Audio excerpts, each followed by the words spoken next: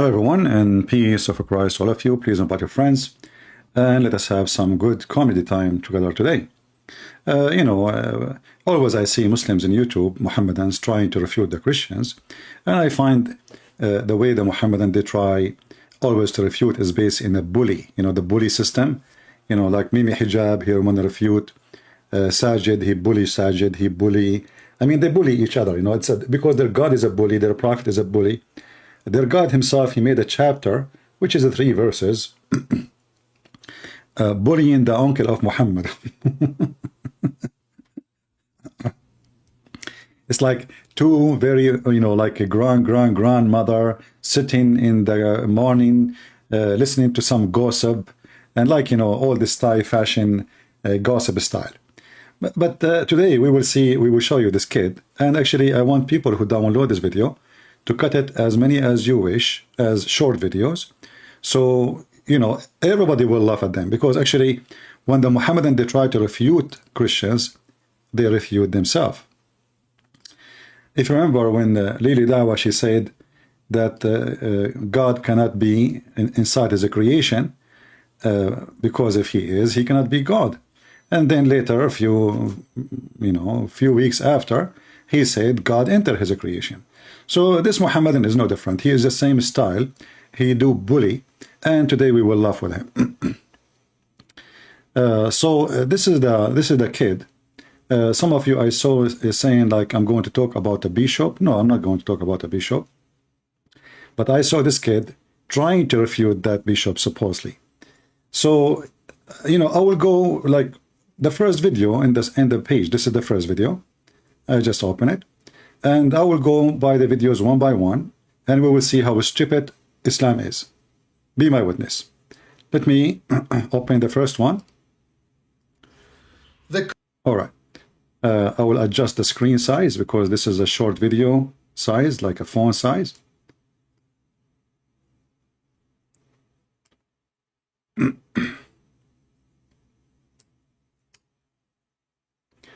So supposed to hear responding now to a Christian saying Muhammadan Shahada is nothing but shirk.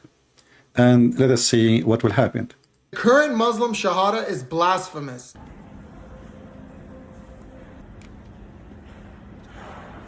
Take your time, bully boy. Isn't it you associate the name of Allah with the name of Muhammad? This is what Shahada is. And not only that, you say Allah and his messenger know best, which means you associate the knowledge of Allah with the knowledge of Muhammad. He did not like it. The current Muslim Shahada is blasphemous. What is your answer, potato? That's it? You move your eyebrows? You sound like Jibreel. Let us go to the second video. Eyewitnesses to Jesus that will just somehow magically believe it. Rumsey, there's a reason why we claim that the Gospels are eyewitness accounts. It's because they are. It is possible that the traditions of Jesus' death by crucifixion, his burial, and his appearances to his followers afterward all go back to historically reliable accounts. Well, they call them Matthew, Mark, Luke, and John because we don't know who wrote these books, and there's no point calling them Sam, Fred, Jerry, and Harry. I mean, they're written by people. We don't know who they were. Just to show you how stupid the Mohammedan. Isn't it? This is the same guy who said that Jesus was crucified and buried and dead. So if you want to take what he say, you idiot, then you take what he say. Do you see how stupid you are? Muslims are bringing an atheist who hate God to prove their point. However, potato, so why your stupid God, he approved the Gospel of John? What is the name of the Quran Gospel, or the name in the Quran for the Gospel? It is Injil, and that is the Greek book. Abdul. They were written by. They are anonymous. They are anonymous. They are anonymous. They are anonymous. Conservative New Testament scholar Richard Balcom tells us that the argument that the text of our Gospels are close to the eyewitness reports of the words and deeds of Jesus runs counter to almost all recent scholarship. Oh, and now if we go to the stupid Quran, 600 years after, we will see the stupid Quran says, believing in what is with them. So if those people telling the truth, that means your prophet is a fraud. Here we go. Lima ma'am, and this guy, he claimed that he speak Arabic, so he have no excuse to say, it doesn't say that, CP. This is the Quran, it says, and when a book come to them, confirming what is with them. Confirming what? What is with them. And this is not only one verse or two or three, it's tons and tons of verses. It's all over the Quran. The Quran even saying what is between their hands. بِمَا بَيْنَ يَدَيْهِ. So what is between his hand or their hands. So the Quran again, chapter 2, verse number 91, saying the same. So either you take your stupid Quran over those atheists, or you take the atheist over your stupid Quran. And then we will find out who is the stupid here. And we confirming what is with them. This is the same chapter, the Hindu chapter, cow, verse number 91. And we just showed you 89. It's the same.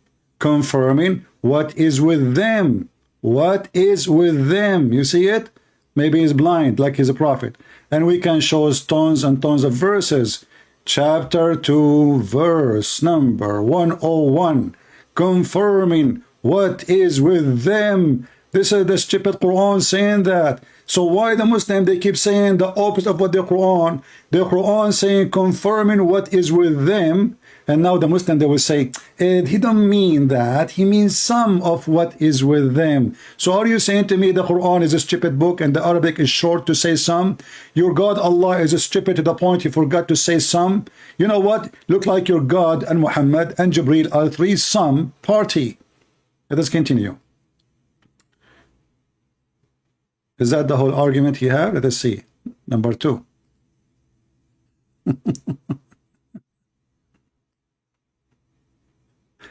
Let us continue, actually. See if you have anything. Deny it all you want, Jordan, but with 0 early manuscripts and 0 uninterrupted.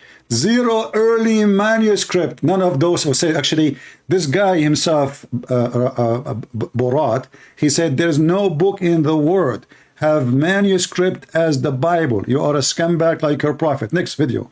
Who was Zainab? Zainab was the former wife of Muhammad's adopted son, Zayd. Oh, hold on, before I go. Do you have even a 0 manuscript of your Quran? When the Muslim, they found a page donated by a Christian, and that page goes back to before Islam, which means the ink itself is not the same age of the page. The leather itself is before the area of Islam. And the Muslim, they went so crazy. Until now, the Muslim, they don't have a single copy for the following books: the Quran, Al-Bukhari, Sahih Muslim, etc., which mean the most authentic resource of Islam. They don't have a book for it. In fact, if we go right now to any Quran, we will find that Muslim says in the first page, this Quran is according to, read it, رواية هذا المصحف كتب هذا المصحف الكريم وضبط على ما يوافق رواية حفص ابن سليمان according to Hafs, according to Asim, according to Abi Abdurrahman al-Tabi'i, according to Ibn Habib al-Sulma, according to Uthman, according to Ali, according to Zayd, according to Ibn Ka'b, according to the Prophet. However, this is according to, there's no proof of it, not a single page. Not a single page. According to, and the first one according to is someone came 200 years after Muhammad. Now let's continue. Who was Zainab? Zainab was the former wife of Muhammad's adopted son, Zayd. Now look, I know, usually the guy with the PhD is teaching the undergrad, but unfortunately for today, I think we're going to have to flip that script. Observe.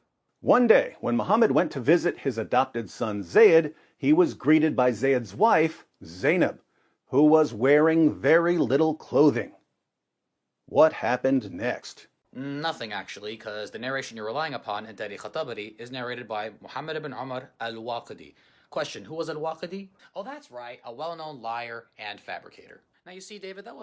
So guys, the Muslim, they are saying to us that this is according to fabricator. The Muslim, they fabricated stories about their prophet.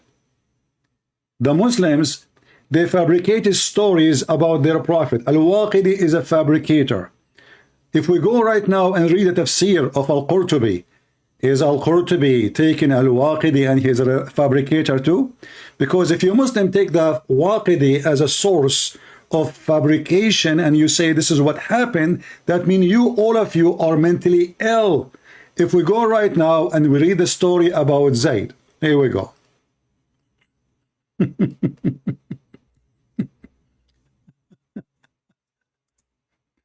Anyone, guys, listen.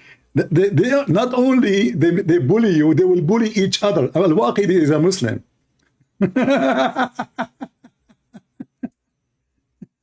He's a liar. By the way, the Quran you are reciting is coming from Hafs, and Hafs is a liar. Do you want me to show you the same website you are showing me now?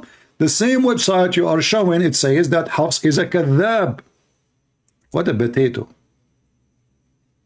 Let us go and see if this is a source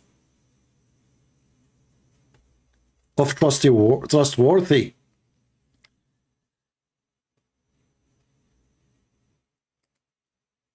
This is the official government website of the Kingdom of Jordan. Now we can show you the one for Saudi Arabia. You will see the interpretation, and nobody in the interpretation saying it is a lie. So it is you who try to defend the honor of somebody who have no honor by saying it is a lie. Let us see who is the one reporting the story. By the way, if you don't like it here, we can find in different website. Hold on, forget about this one. Maybe this one is not good for you. Let us see if we can open the Saudi government website. All of those is Al-Qurtubi anyway, you know, Al-Qurtubi. Let me find the Saudi government.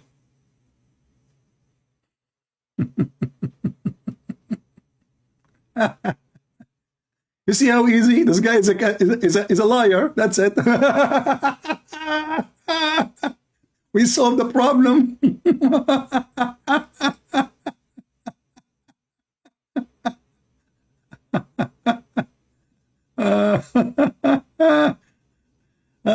You know, the Muslims are really hilarious. Okay, you know what? This is the official government website of Saudi Arabia.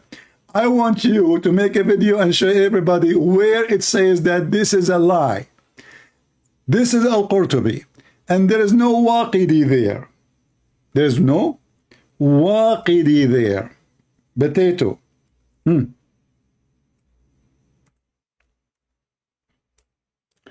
I just searched for the name Al-Waqidi in the page, and I found 0 Waqidi. So now what you will do? There is no Waqidi. We need to find a Waqidi to make the story a lie. Here we go. This is Al-Waqidi. We cannot find him. 0 in the search, in the page. So now, your prophet, he went to his own son's wife when she was home alone. And he was before screaming that Zayd is my son, and I am from him, and he is from me. And then Zayd went out of the house, and the prophet, he came to the house, and then Allah, he made the wind lift the curtain, and Zainab كانت متفضلة. She was wearing almost nothing. متفضلة. Brother. Let us see together what it says here. And not only that, by the way, it says here there is 16 privilege for Muhammad. One of them, if the prophet, his eyes fall into a woman, her husband must divorce her immediately. And this can be found as number, I think, 10. Let us see. Yeah, brother, this is Al-Waqidi, you know, yeah, Al-Waqidi, okay. Let us see.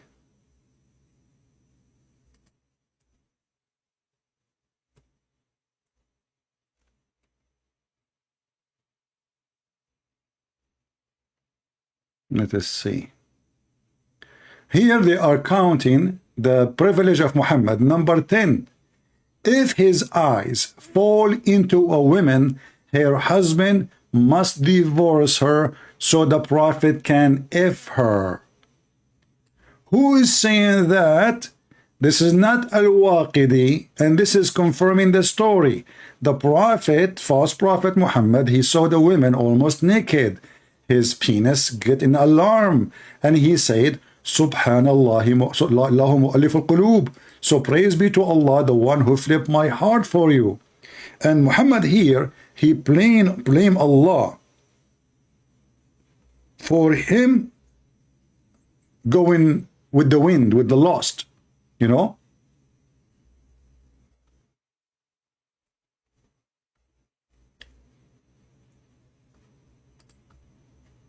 Let us use the translation, Google translation. Translate. All right. If you go to 10th, you will see the word 10th in the page appear twice.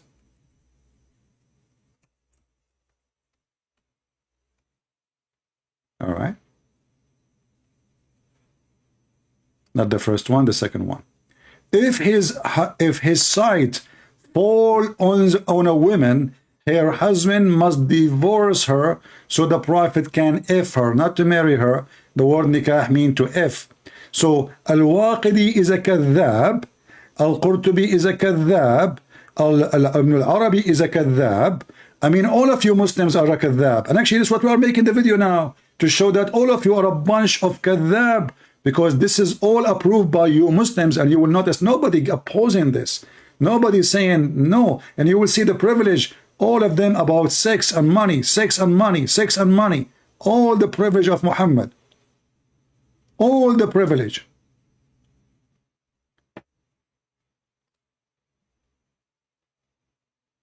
And if you don't like with this website, we can open another website and we can read another translation or even a tafsir, whatever you want. All of them is the same garbage, proving Islam to be a fraud, my friend. So stop trying to defend by accusing your brother in Islam to be a liar. Al-Waqidi is a kadhab. You are a kadhab too. Now, here it says, let us see. This is a commentary about Al-Qurtubi. This is not Al-Qurtubi. Let us open. And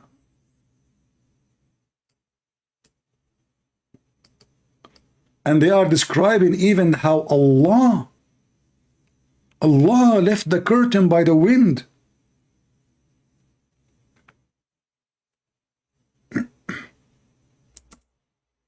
And they are describing Zainab that she was big, which means like fat and beautiful.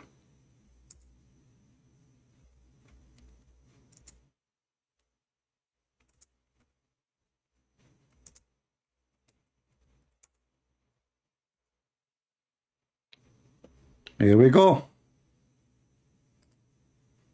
How Zainab she look like? Let us see. Why Muhammad he like her?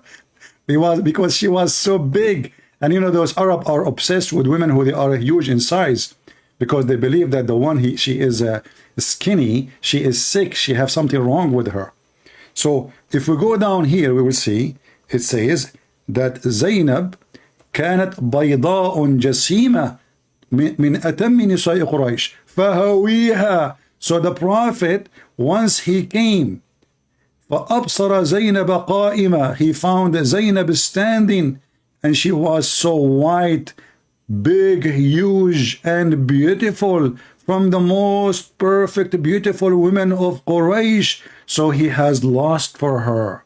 And he said, Subhanallah, Muhammad making Allah is the reason for his lust against a married woman. She is a married woman to his own son in adoption, imagine. And he is flirting with her in the house. Where? In the house, not in the street, not in the house when the husband is not there. You see how trustworthy? Let me use the Google translation.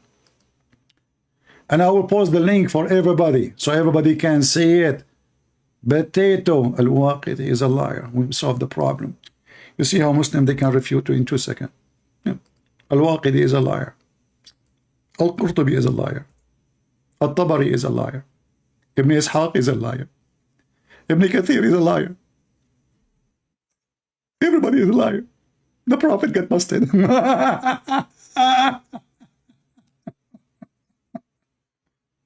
Oh boy.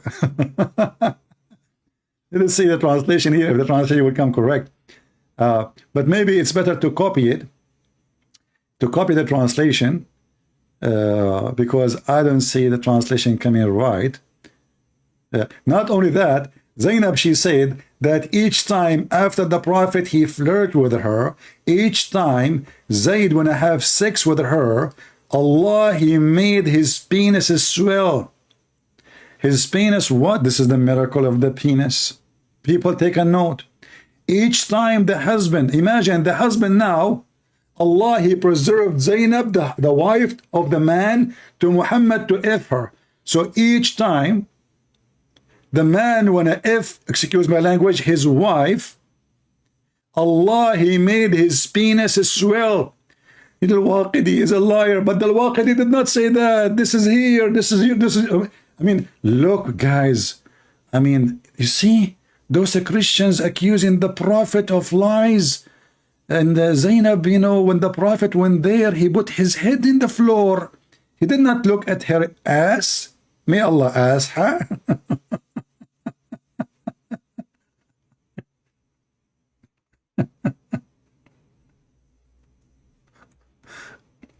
The Prophet was a very good man. Look, Zainab, she was standing. She was white and huge. The translation not coming good.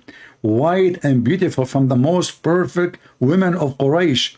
Zainab, she heard Muhammad flirting, not a glorification. You know, Muhammad, he's saying, Subhanallah, Mu'allif al-Qulub, praise be to Allah, the one who made my heart. He is accusing his God that he is behind his fornication. Because Muhammad, he said in the hadith that fornication have many ways. Fornication of the eyes, fornication of the hands, fornication of the feet, and fornication of the penis or the vagina. Now Muhammad doing fornication in this moment with the eyes and the tongue. And he is accusing his God that he is behind that fornication. It is Al-Waqidi. Let us go to video number 2, 3, whatever it is. Let us zoom in. So guys, when you make those videos, you have to make them, try to make them shorter, you know, like cut them pieces, each topic alone. But you see how he solved the problem? Al-Waqidi is a liar. All Muslims are liars. Allah's messenger. Whenever you have that, those two words, there's this little Arabic inscription. Sallallahu alayhi wa sallam. Interesting. But Allah, the name of Allah, doesn't get that. Did it ever occur to you that we don't say Sallallahu Alaihi Wasallam after Allah's name? Huh? Because Allah's name is in that very sentence. I mean, you hit the guy in the belly button.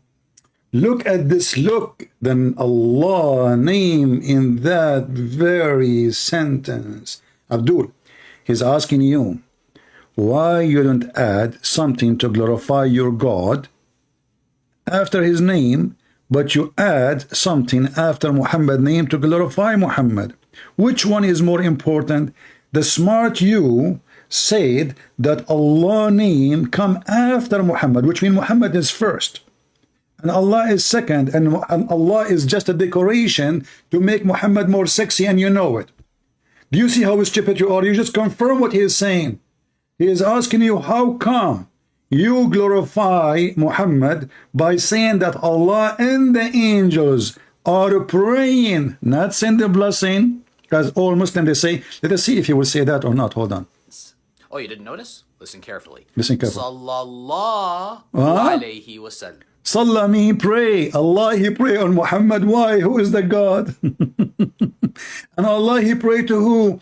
And if you say that mean a blessing, that will be more stupid, because the verse says, Allahu wa malaikatahu yusalluna ala nabi.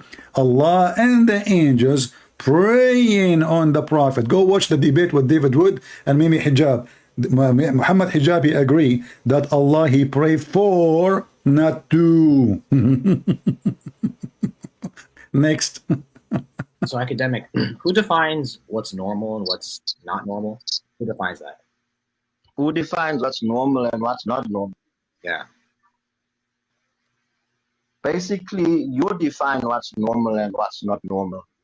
So it's subjective. That's it. That's first of all a stupid answer from a Muslim, because according to Muslims, it is not you who define what is normal or not. It is Muhammad, because you are a slave of Muhammad. So if Muhammad he say you drink camel urine, you drink it. But all of us we knew that drinking camel urine is nothing but eating shit. Shit have two forms. One is a liquid and one is a solid. You Muslim drink the liquid shit and you make it normal because Muhammad says so. So it is not you who define. You are just a slave, like a tail behind a dog. You don't decide where to go. The dog go, the tail follow. Yeah, smart. Now, so now am I? This is This stupid. verse was revealed regarding the stoning of adulterers. Nothing you said about the context of that verse undercuts my original point.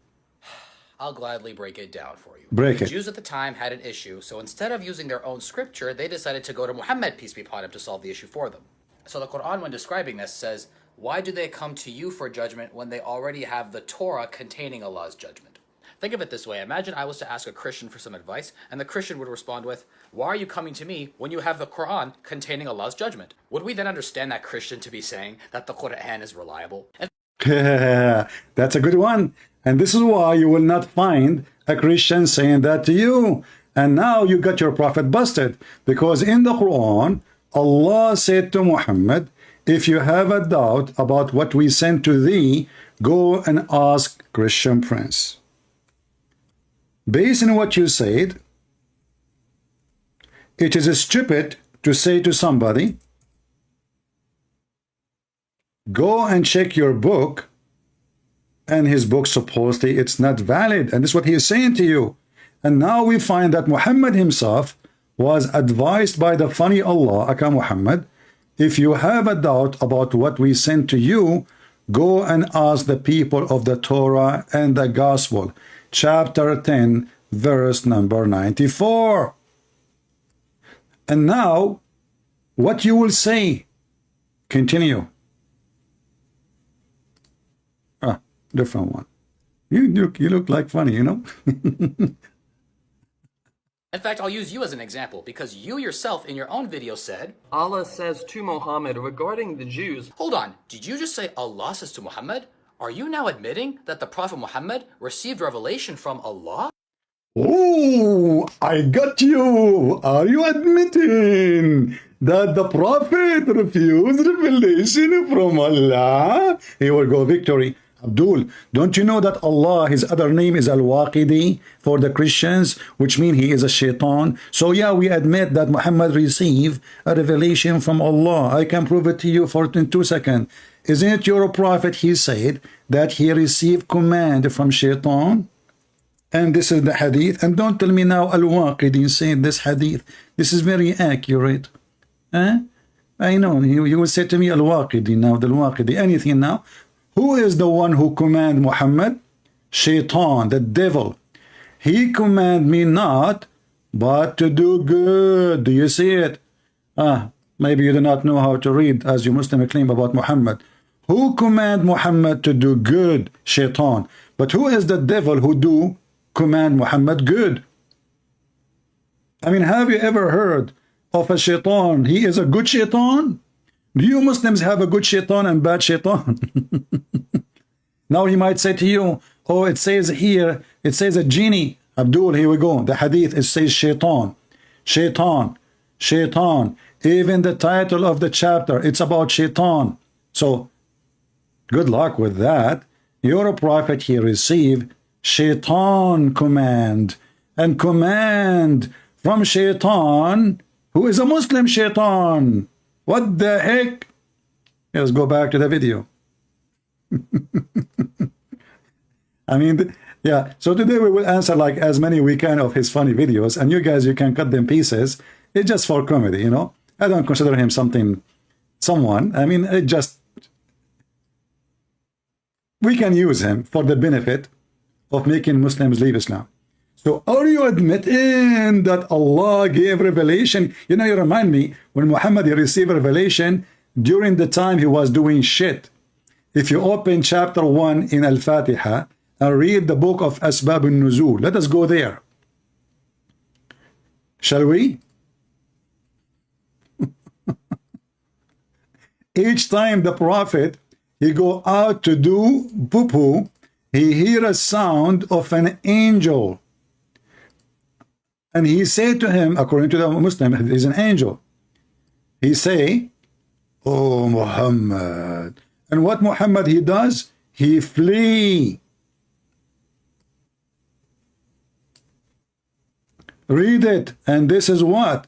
Now you will say this is a liar too, you know, it's a lie.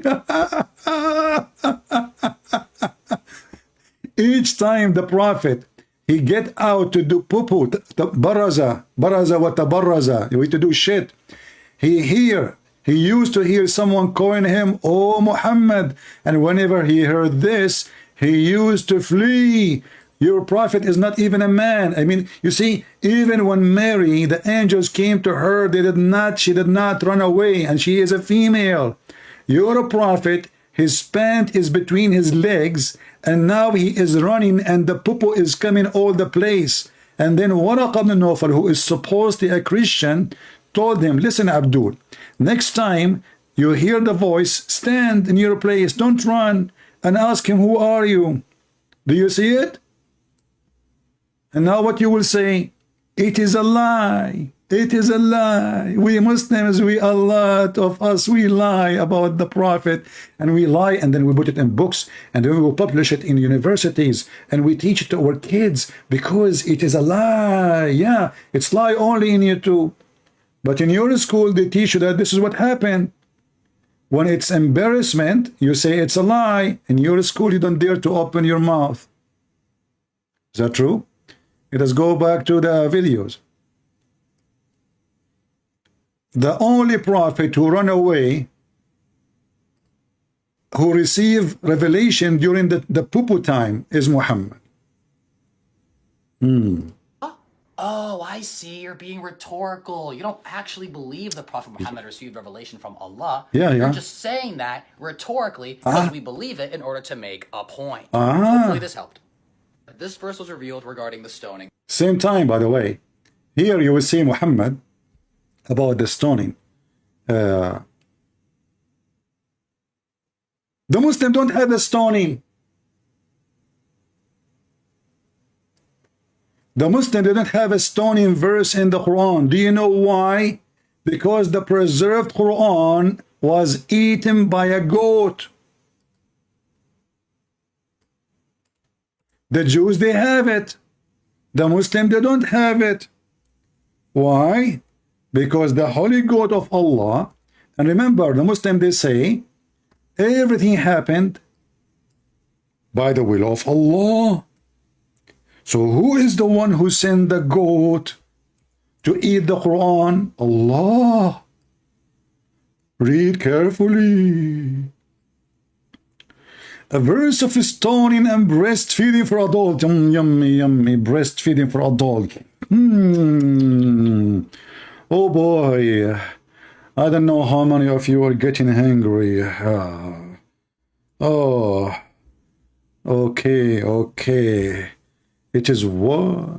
Breastfeeding for adult in the Quran. Where we can find those verses? Abdul, what the heck is that? Breastfeeding for adult? You?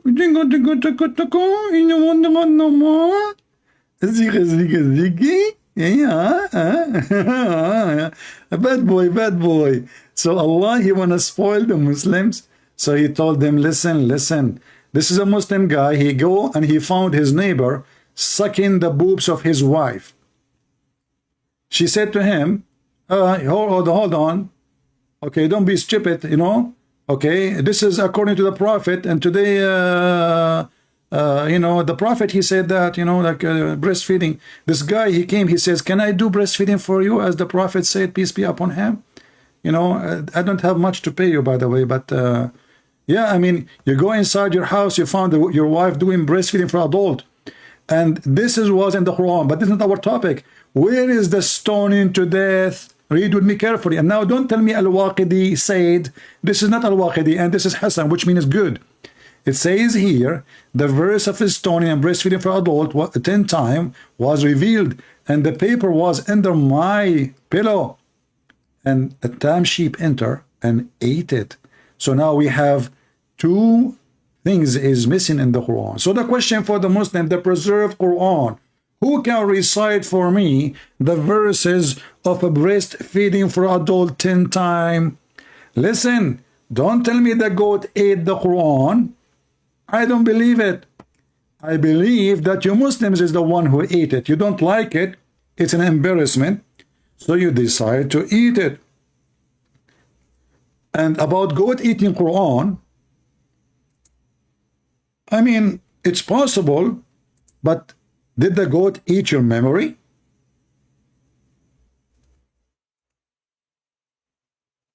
Did the goat eat the memory of the Muslim? The Muslim, they keep bragging about that they do preserve the Quran. By what? By the memory of their heart. All right, the goat, she ate the Quran. Is the goat a Trojan horse who ate your memory? Waiting for the answer. May Allah bless you, goat. You must be a holy goat now, because you have a holy Quran came to your belly and came from your anus. And now the Quran became a fertilizer in the land of somebody. And this is the original Quran. Can you imagine the blessing of the poo of this goat at that day after she ate the Quran? What kind of fertilizer go down in the ground? Do you think people, they collected? Do you think there's a lucky person, he hide it and now one day he will sell it in eBay? Do you think that he will use it for nuclear facility? Do you think that he will see the light of Allah through the fertilizer coming from the poo of the goat? There's many options. All of them, soon they will be in the auction. And anything is embarrassing, they would say it's a lie. It doesn't say that, CP. Yeah. Going back to the videos. Oh boy. You guys, you will have a lot of videos to cut, huh? So now today we will make you have like 100 video maybe to cut short and post them online. Okay, let's go to the video number. What happened? Why the page of yours? This verse was revealed regarding the stoning of adulterers. Nothing you said about the context of that verse undercuts my original point. I'll gladly break it down for you. Yeah, we answered this one, but for some reason the page is not opening. I don't know why. The page is stuck. I'm not sure why. Let me see. It's not flipping down. What happened? Let's refresh the page. Okay. The greatest and most common cause of curses in people's lives is breaking the first two commandments. In fact, this is not his page, so let us skip this one. Hold on. Where is This verse was revealed regarding the stoning of adulterers. Many people don't truly appreciate the importance of marriage in maintaining a strong, healthy, pious society. We are trying to find his videos in his page. Let's go back. So we can answer them in order. This one, I think we skipped something. Now, Did we skip? All right. He's playing music. I don't want to play this one. What's wrong with this YouTube? Why it's stuck? This verse was revealed. Look like it's forcing me to watch a video before I can jump to the second video. That's stupid. You know, I can't even go down no more. Now. What the heck is that? And he's playing music like a monkey. Don't you know that the music is haram, you idiot? And you are playing music. Aidun Saeed. Playing drum.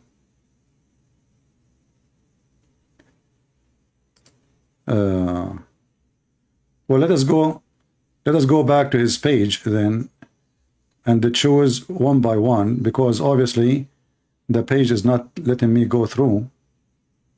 All right.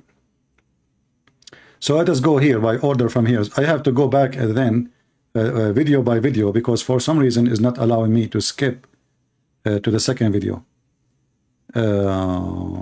Okay, let us see. Did we answer this one? I don't know. Yeah, we answered this one. Okay, skip this one. We'll skip. Okay.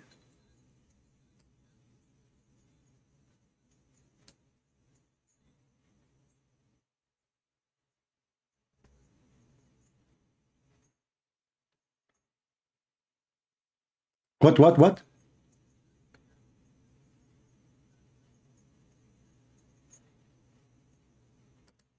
We just showed you, you idiot, that in your Quran, it's approving the Torah. And not only that, your stupid Prophet Muhammad himself, he took an oath on the Torah. Physically, he put the Torah under his hand, and he said, I believe in thee and the one who sent thee.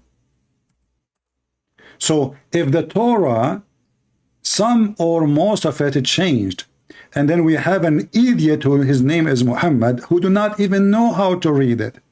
He grabbed the Torah and he even take the cushion from underneath of him, show respect to the corrupt book, and then he placed the Torah, which according to you the corrupt book, over the cushion, and then he put his hand on it, and he is holding the Torah now, saying, he said, bring the Torah. Then he would draw the cushion from underneath of him, and he placed the Torah on it, saying, I believe in thee and him who revealed thee. So Abdul, as long as you stupid Muhammad and keep saying the Torah and the gospel is corrupt, the stupid Muhammad was being hypocrite. Don't you agree with me? Because the one who swear in a corrupt book, saying I believe in thee, he is nothing but a fraud. I will never swear in the Quran, because I know the Quran is not only corrupt, you cannot corrupt the corrupt. I mean, from the beginning, it's a garbage. So when Muhammad, he take the book, and this is 600 years after Jesus, and he placed his hand over, there's no sound? Oh, sorry. No problem. We will play his voice again. But I think you got my what I'm saying. So he's saying, the guy in the video, he said that the Bible little bit, maybe there's a little bit of change according to him. Let me put him in the video again. Okay. No problem. We play the video, the sound again. Take it easy, my friend. We will play it again. Here we go. The problem is, if you acknowledge that there was corruption of some sort, on what basis do you claim that the message is the same for the most part? Exactly. If you claim, but this is a claim, nobody can. You are the one who claim it, you stupid. A second ago, you played a video saying that you claim, but do you have a proof? What do? You go to an atheist to prove your claim. But in your Quran, it confirmed the book. It confirmed the book.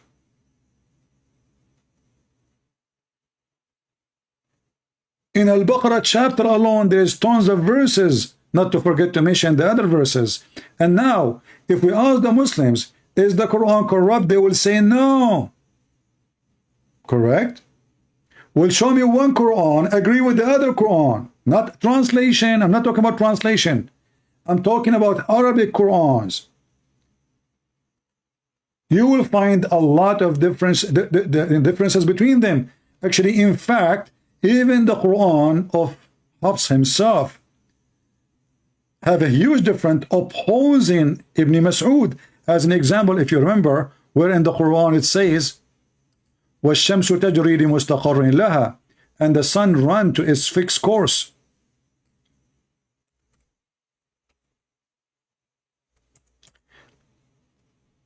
In the Mus'haf of Ibn Mas'ud, it says that the sun does not run to its fixed course. This is chapter 36, verse number 38. Let us go to Ibn Kathir. 36:38. Laugh with me. The preserved Quran How Ibn Mas'ud say the opposite from Hafs? Because one of them is wrong. The sun run to its fixed course, and the other one saying no, the sun does not run to its fixed course. Which one? Both cannot be right. If you go down here, and this is again Ibn Kathir. This is Ibn Kathir. Read carefully with me and laugh at the preserved Quran. This is just one of billion example. وَالشَّمْسُ تَجْرِي لَا مُسْتَقَرَّ لَهَا. So the Quran here saying that the sun runs and there's no end station for it. And this is a translation. And the sun runs with no fixed course for a term. No fixed course for a term. Go up. Opposite. And the sun runs to its fixed course. Which Quran is the true Quran? The one run to a fixed course, or the one does not run to a fixed course? Here, again, you will see different Quran. And the Muslims are confused which one of them is the true one. They don't know. So they have to put them both. But they are opposing each other. There's a huge difference between somebody who go to sleep in the sentence, and the other sentence, somebody he don't go to sleep. So it cannot be the same. And when they say to you there is different reading, it's just a change of dialect. That's a lie. This is the opposite meaning. This is not a change of dialect. And what dialect? Ibn Mas'ud, he lived in the same town where Muhammad lived. So why every Muslim would have a dialect when it is a small town of Quraysh? You know, when you hear Muslim talking about 7 letters, you would think that we are talking about a China who have many ethnic group. This is a small tiny village. It's called Quraysh. What dialect? And who is the one who asked for 7 recitation for the Quran? Muhammad. Do you have them? Can you recite them for us? Is the verse about stoning to death and breastfeeding for adult is gone from all the Quran, or only one Quran? As you see, Quran is a very stupid book, and the Muslims, they cannot refute except by doing the bully. Let us continue and laugh more. I hope you guys have a good time laughing at those Muhammadan. Surah 5:43 through 44, Allah says to Muhammad regarding the Jews, but why do they come to you for judgment when they already have the Torah containing Allah's judgment, and then they turn away after all? Interesting. So Allah is saying that the Jews during Muhammad's time already have the Torah in their possession. This statement by Allah makes no sense if the Torah the Jews had was corrupt or not the actual Torah. Why would Allah be telling them to judge by the Torah if he knew it was corrupt? Or maybe Allah is wrong in this instance. Could be. Or maybe someone forgot to do their research. For those who are unaware, this verse was revealed regarding the stoning of adulterers. At the time of the Prophet, there We answer this one. Same time, stupid. Where it says this is regarding the stoning of adulterer.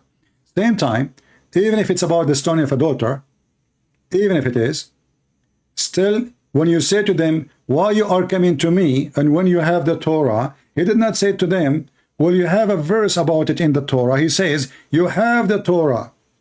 Nowhere in the verse mentioning the stoning. You're an idiot. And we cannot even find the stoning word in the Quran. You're an idiot.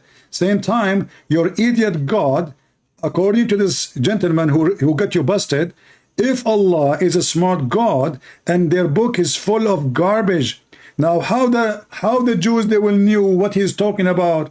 If you are saying to me that this is about the verse of the stoning, well, you should have it too. You don't even have it. Same time, if Muhammad is saying to them, go back to your book, and their book is full of lies, and there's only one thing is true, why your prophet, he took an oath in the whole book. In the top of that, all of this, we mention many verses in the Quran, speaking about the Quran to be true, that the Bible to be true. Thuma is then. So Rumsey, why are you lying on here, man? Stop making bad art. It's bad enough you hit like a girl, but... Yeah, you remind me of your prophet, how he hit When a man, he come to him and he said, can we, who is this woman with you? You know, who is this woman? He want to have sex with her. And then Aisha, she said to Muhammad, who is this man who says such a thing to you? He said to her, Ahmaqun muta'. He is a fool we have to obey, which means if he insists to have sex with you, you have to do it. He is a leader of a big tribe. And Muhammad, he have no match. He will kill him, he will eat him alive. Now, as long you are the man, and talking about beating by sandals, isn't it your stupid Quran saying that if somebody homosexual, all of you Muslims, you have to carry your sandals and beat the homosexual? This is the Quran. And now don't tell me it doesn't say that, CP. People will laugh at you. Okay?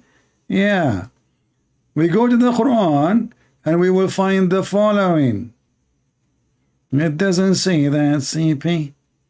Does it? No, it does not. Yeah, Christians are crazy. And now he will bring me Al-Waqidi too, you know? Yeah.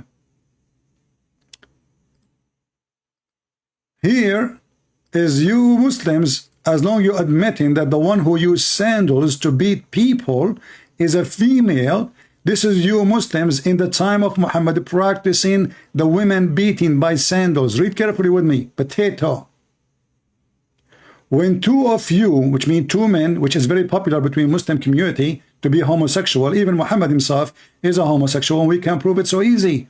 It says here, the one who act as the people of Lut, act adultery or homosexuality, intercourse, punish them both with insult and beat them with sandals. So you are insulting the guy, saying the one who do this is an act of a woman, when this is your religion and this is your God, telling you Muslim, don't use sword, use sandals. Do you see it?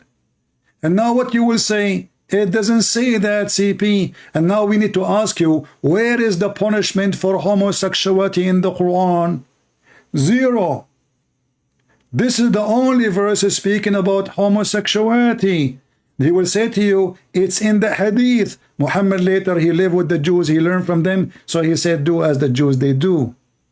But there's nowhere in the Quran it says, what is the punishment for homosexual? As you see, just heard them, and if you beat a homosexual with a sandal, he might get excited. Abdul, like your prophet. Let us back, go back.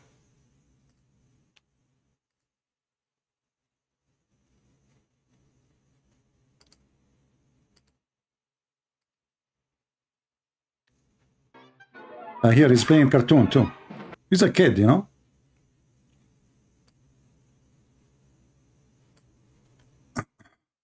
I don't know why this is stupid YouTube keep, you know, like freezing.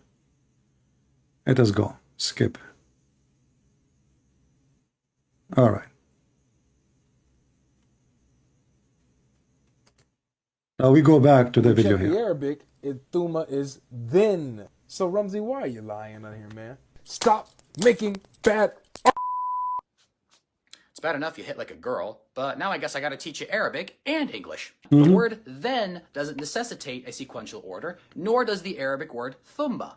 Chapter 19, verse 70 uses the word thumma and reads, then surely it is we who are most knowing. What do you know? The Arabic word thumma and the English word then both don't necessitate sequential order. Let me get you busted, potato. This is an official Islamic teacher. He teaches Arabic. It's called Learn Quran. Learn Quran. Learn Arabic Quran. And this is Thumma in his video. And this guy is not a Christian. He is a sheikh. Thumma is a conjunction that usually indicate order and extensive period of time, which means there's a long distance between the one before it at a time, long time, before the one before it and the one after it. And it's used specifically to indicate time, not only just order. It have to be about something happen while after, not right away. Actually highlight the difference in the light of another conjunction, which is the fa. So fa is a conjunction that usually indicates order as well. So the difference in the light of another usually indicates order. So it joins between two things and it indicates order between them and an extensive period of time. We'll explain what that means in just a second. Just prior to giving the example, we need to actually highlight the difference in the light of another conjunction, which is the fa. So fa is a conjunction that usually indicates order as well. So they both indicate order. The difference is that thumma indicates an extensive period, while fa indicates a brief period. So who is the stupid who want to teach them Arabic? You remind me of Mimi Hijab, who want to teach Arabic and Hebrew to David Wood. Haha, I know this is coming. I'm going to teach you Arabic and Hebrew. And what? Elijah, I mean God is with us. So the potato you who's trying to teach somebody Arabic, obviously you do not know Arabic. And that will make Islam funny and stupid. Why? Because if we go in the Quran, we will find the following. When Allah was creating the earth and the heaven, the idiot Allah, he keep using the word thumma. Read with me, Allah.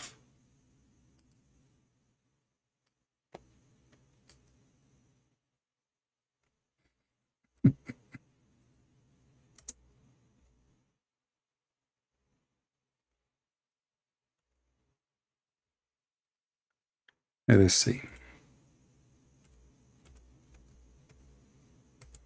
You see, the Muslims, they want to teach you Arabic, brother. I mean, what you can say, you know, what you can say.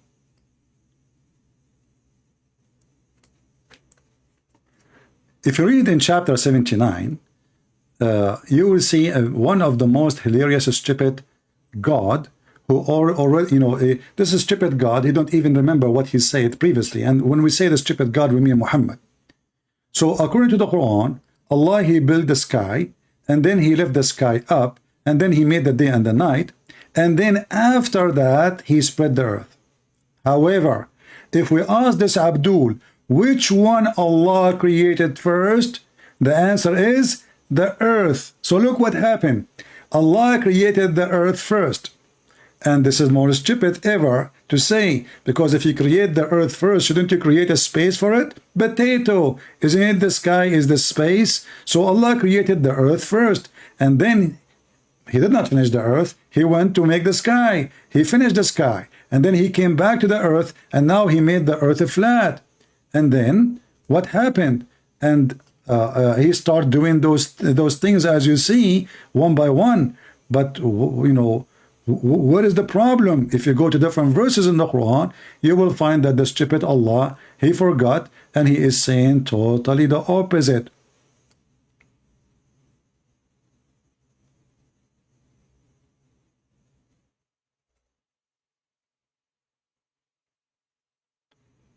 Okay. Maybe we should go first to the cow chapter. Here, it confirmed that Allah, he created the earth first. Do you remember the Zakir Naik speaking about the Big Bang? Brother Sister, the Quran mentioned the Big Bang, and the Big Bang is proven, and the Quran mentioned it 1400 years ago. According to the Quran, the earth created first. What Big Bang, potato? The only Big Bang you got now, since Lady Dawa told you that the scientific miracles of the Quran is a fiction and it's a lie. He who created for you all that things on earth, moreover, he designed, comprehend the heaven. So look what happened. It says in this verse that he created everything on earth. But the other chapter saying no. He come back and he start walking in the earth and he put mountains. Here it says he created everything in the earth and then he went to the sky. There it says no. He created everything in the sky. He left up the sky he made the stars and the moons and the day and the night, and then he started working the earth, and then he created water and grass and trees, and then he put mountains. Are we done? No. Let us go to other verses. The stupid Muhammad gift keep coming. He never ended, brother. If we go in the Quran,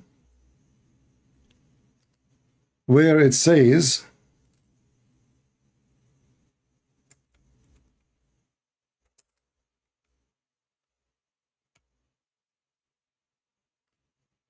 in chapter 41, verse number 9 and 10, and by the way, you can read from the beginning because the Quran have nothing to do with verses. They are not connected mostly.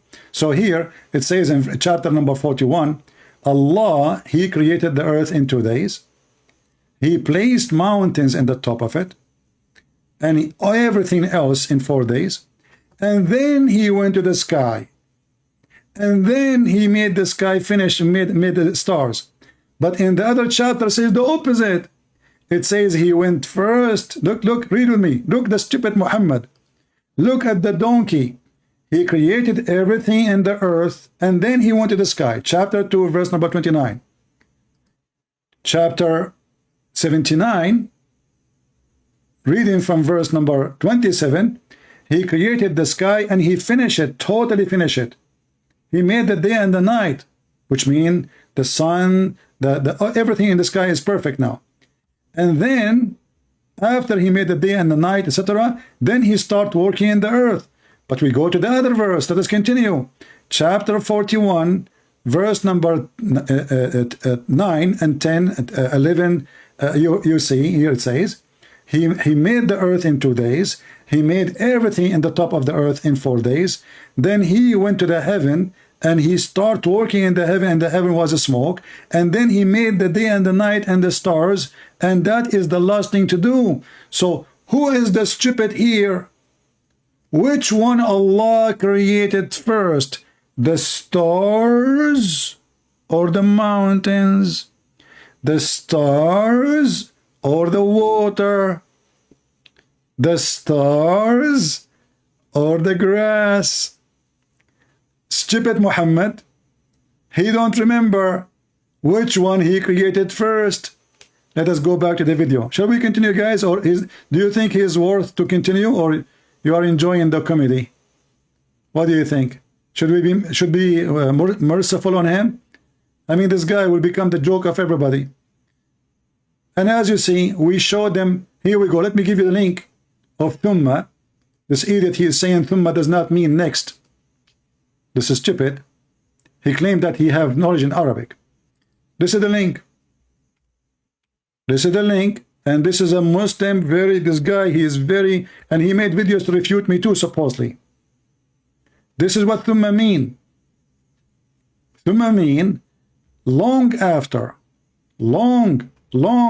And this is why actually I wanted to use it here in chapter 41. You will see Allah, he is using thumma.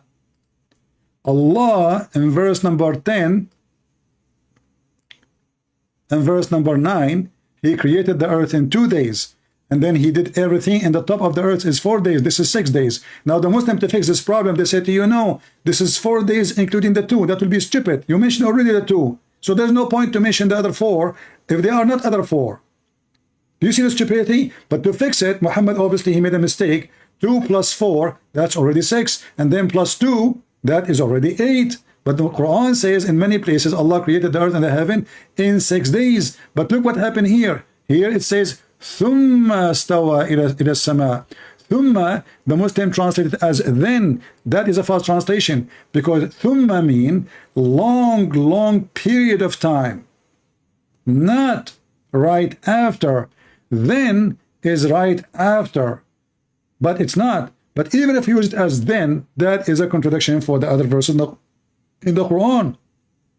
Then, again, then.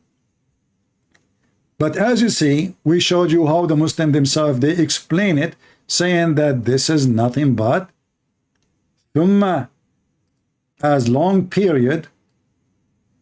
Let me put it for you on the screen again. In Arabic, if you want to use something for short term, Next conjunction, you say fa. Fa is a letter you added to something, and that will make it, you are telling that something after, right after happened. If you use the word thumma, as you see the Muslim Abdul saying in the video, it's a conjunction that is usually indicate order and extensive period of time. Isn't it nice that the Muslim, they make videos on YouTube so we can use it to defeat Islam? Honestly. I mean, if those Abdul themselves, they are not making those videos, people, they might say, okay, you know, this is a Christian saying such a thing. What if he is lying? Maybe he is not saying the truth. Maybe he is making other things up. But as you see, we are using the Muslim videos. Revelation that Muhammad had 500 years after Jesus, which obviously means Muhammad never met Jesus. Do these missionaries think God has a bad memory?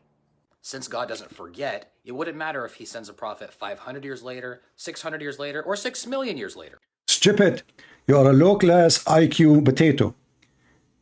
The guy saying to you, if I will go with you now, your God have a strong memory.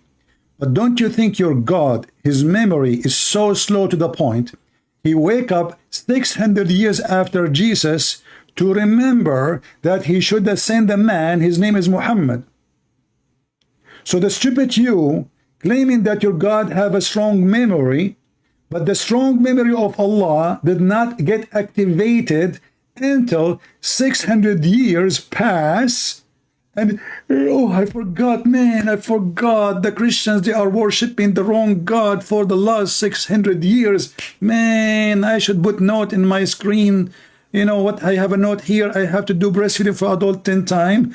Okay, what is this note here? This note is says Muslims should drink camel urine. I remember that. Okay, what this note here? Oh, a Muslim woman, if she divorced 3 times, she have to F a new husband before she come back to the husband. What is this note here? Oh, this is note dirty. It's so old.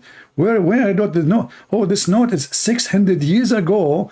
Hey, Allah, don't forget, you idiot, to remind the Christians that they are worshiping the wrong God. Jesus is not God, okay? Huh? Man, I forgot it. Man, covered by dust. I apologize, I apologize. So the stupid you, instead of saying the opposite, that your God obviously don't have a good memory, your God is an idiot, he slept for 600 years, and not only that, Allah is the one who deceived the Christians. We will see that later. Let us see next video.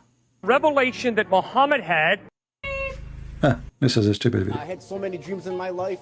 I know what dream is, and I know what real is. And this was far from any kind of dream that I can ever imagine. I'm just curious to know if it actually gave you an intellectual reason as to why Islam is false and Christianity is true. But you know what? I want to go with you.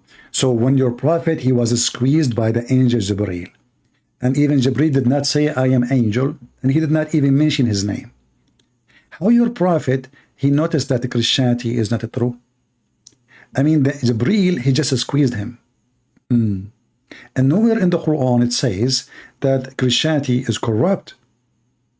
Or what the Quran is saying, that the Christian, they believe in Jesus, that he is a son of Allah. But we don't believe in Allah, and the Quran itself contradicts itself, saying that the Christian believe that Jesus is Allah. If we go to the stupid Quran, you will see how stupid Muhammad is. Muhammad is so confused. Have you ever heard of somebody think that the Trinity is Mary versus Allah versus Isa? In the same time, the same stupid God, he claimed that the Christian believe that Jesus is the son of Allah. But the same Muhammad, he believed that Jesus is Allah. He believed that the Christian believe in that. All right? So look with me.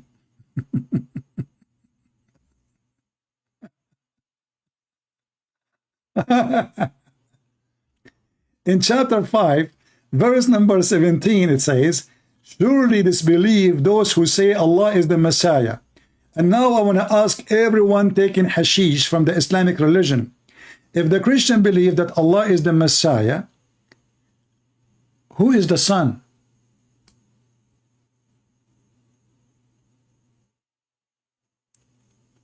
Guys, are you with me? Do you see the stupidity? If Allah is if the Christian believe Allah is the Messiah, Where is the Trinity?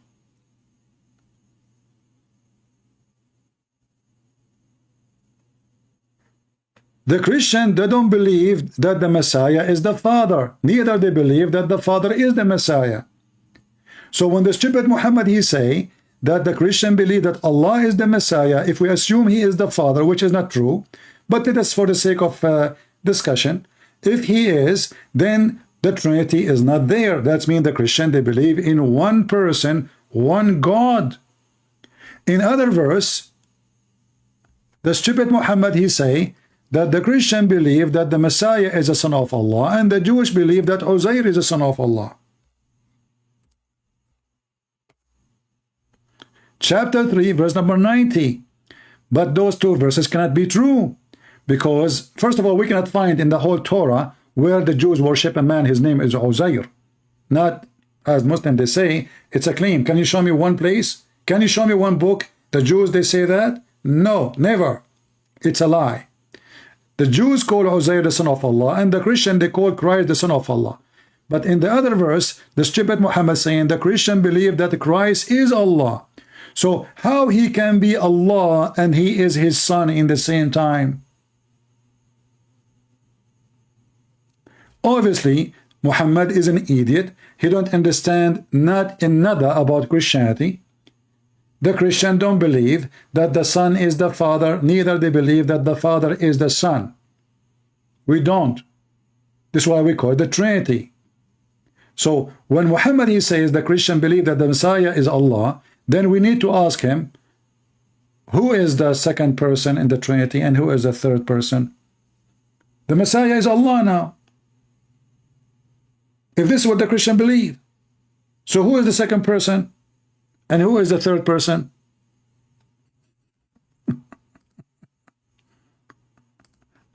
What a drama.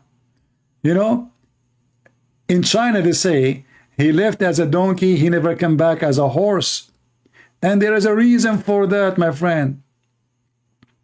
However, this guy here, by the way, this is, I do not know who is this person, but obviously he is a Muslim who is, he saw a miracle, according to him, and the Muslims are very upset. He left Islam.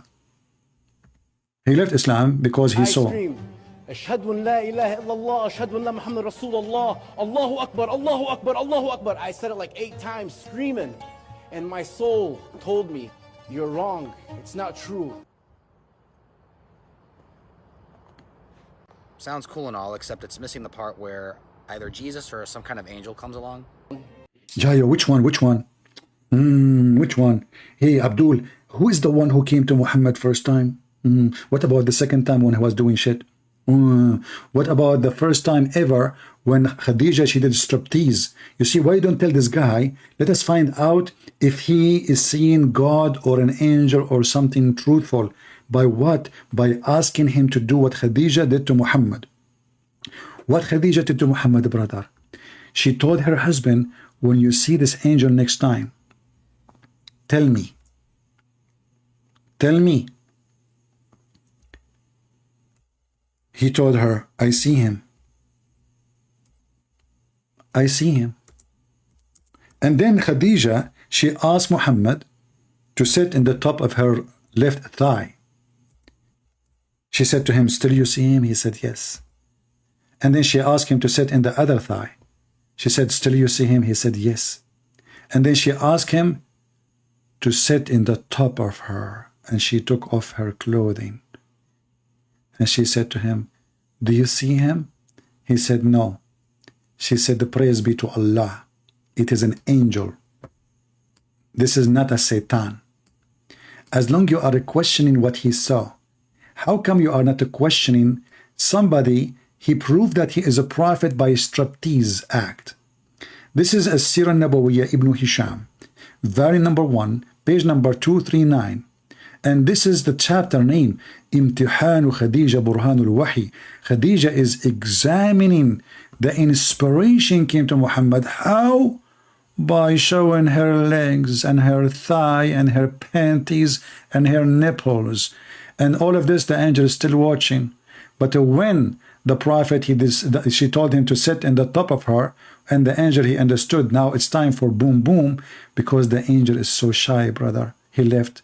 And now Khadija, she said to Muhammad, Muhammad do not know. Muhammad himself, he is the prophet. Imagine, Khadija, he is a woman, and they are half a brain in Islam. She is the one who confirmed to Muhammad by her panties and her ass and her vagina that this must be an angel. Muhammad, he said, how? I don't understand. She said, listen. If this is Shaitan, he would love to sit there watching us having sex. Shaitan, he like porn. Angels don't. So when he sit in the top of her, first thigh, she asked him, "Still you see him?" He said, yes. You know, okay, my cousin, sit in my left thigh. Okay, here. Muhammad, he's like a baby. Okay, cute puppy. So she said to him, "Hey, Messenger of Allah, do you still see him?" He said, yes, I see him. She said, okay, sit here in my right thigh. And Muhammad is moving like a puppy from a place to place, like a kid. And she said, "Do you see him?" He said, yes. And then she said, he turned and, okay, turn now and sit in my lap, okay? Face me. Okay, let me take off my bra and put your hand here. No, not here. Muhammad, I told you. Not now. Just wait. One by one. Put your hand here, okay? She said to Messenger of Allah, "Do you see him?" And he sat in the top of her. He said, yes. And then she took off her clothes and she said, "Do you see him?" He said, no. She said, "The praise be to Allah. This is an angel from God." Okay?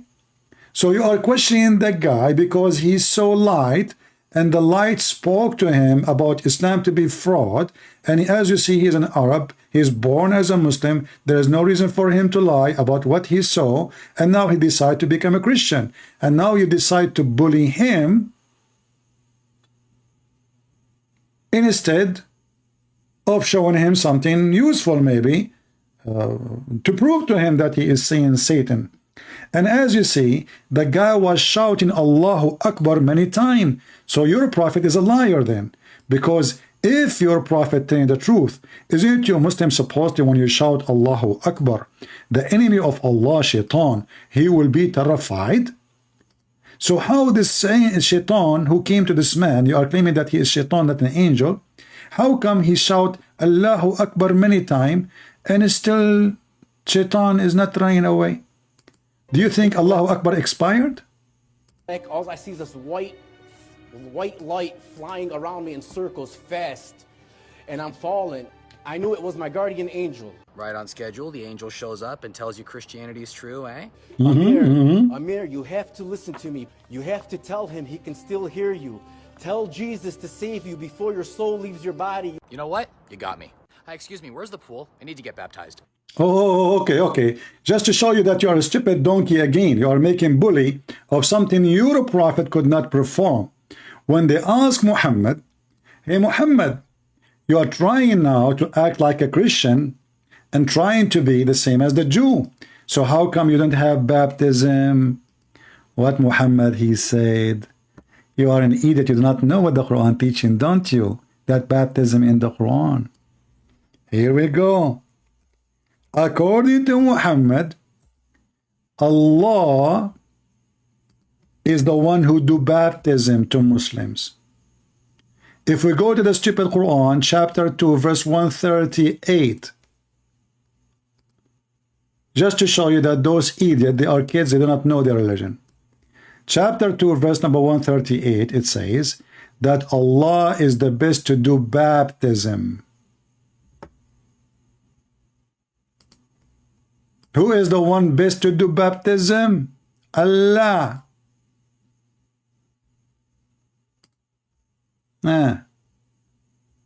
Muhammad, he could not do baptism. Where is the verse? Hold on. Do you see it, Abdul? I want to jump in the pool. So baptism, so you are trying to bully Christian now that we have a pool and we jump in it and this is baptism, Abdul? Well, wait. I want to show you the pool of your prophet, because you should follow the steps of the prophet, because he used to jump in the pool too. Let us see the pool of Muhammad. Can we? Yes, brother, sure. Here we go. Your prophet, he used to jump in a small tiny pool, have dead dogs and women blooded from period. Now I will be happy, proud of you that you are following the steps of your prophet if you do as he did. Your prophet, he has his own pool. Read carefully. He, the prophet, people, they ask him, hey Muhammad, what are you doing, man? You jump in water, have dead dogs and women blood from period and garbage thrown in it. This is the pool of Muhammad. Takbir. What is the pool of Muhammad? Little jacuzzi in the size of the dress, as Abu al-Khudari he mentioned. He measured it with his abaya. Very small tiny body of water, and this is not running water. Remember, this is Mecca. People will never throw garbage in water if it is good to drink.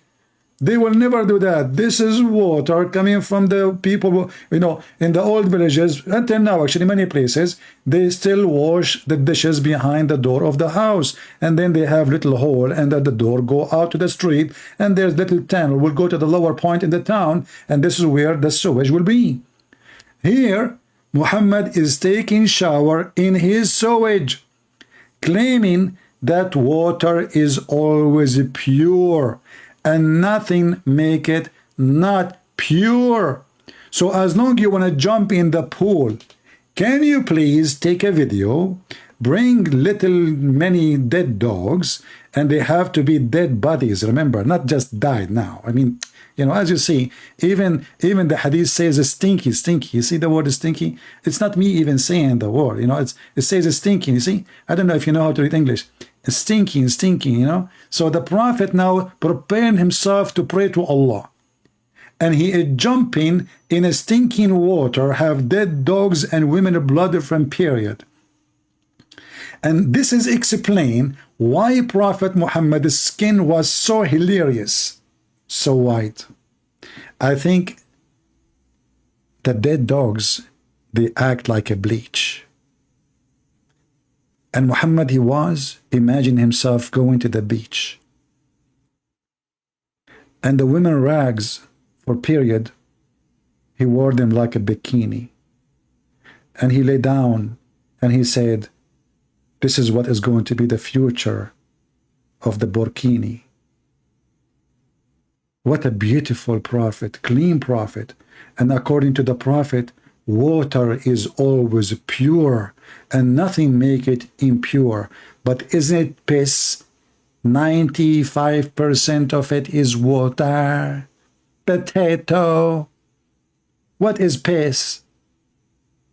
How much water is in the piss? And what the difference between piss and this? Muslim don't accept hadith. Guys, here we go. This Muslim, he refuted me again. You see how Muslim, they refute anyone?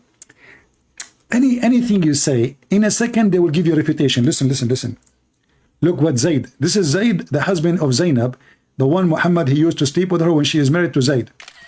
You must be proud to be Zayd, my friend, and your father, even your wife. Muslim don't accept hadith, only sahih ones that were narrated by a group of Sahaba. Well, you idiot. This is Ibn Sa'id al-Khudari. This is Sahaba. And here it says Sahih. Do you know how to read? Sahih. So what we will do now? It says Sahih, brother. We. It is Sahih. We. So he tried to escape, the embarrassment. Anything you say to them, they will try to put it down. It's not true. It's not authentic. I mean, yeah, we Muslims, we lie a lot about the Prophet. Muslims are a bunch of liars, and they cannot wait to lie about their Prophet. But it says Sahih. This one it says Hassan. This one it says Hassan. This one it says Sahih. Look. I mean, it says Sahih, but it's not Sahih. It says Sahih, but it's not Sahih. So in Islamic books, when the Muslim, they say Sahih, they mean it's not authentic. Yes, sahih mean authentic, but they mean the opposite to confuse the enemy, brother. How deep it is. So he want to jump in the pool. Shall we continue or enough for have mercy in this guy? Maybe next time we can continue. Let us open Skype and see if there is anyone. We gave you enough videos to laugh at him and what he is saying. And maybe he will repent and be honest a little bit. You want to jump in the pool, you idiot? Well, we made you jump in the pool. Here we go. Your prophet, he jumped before you.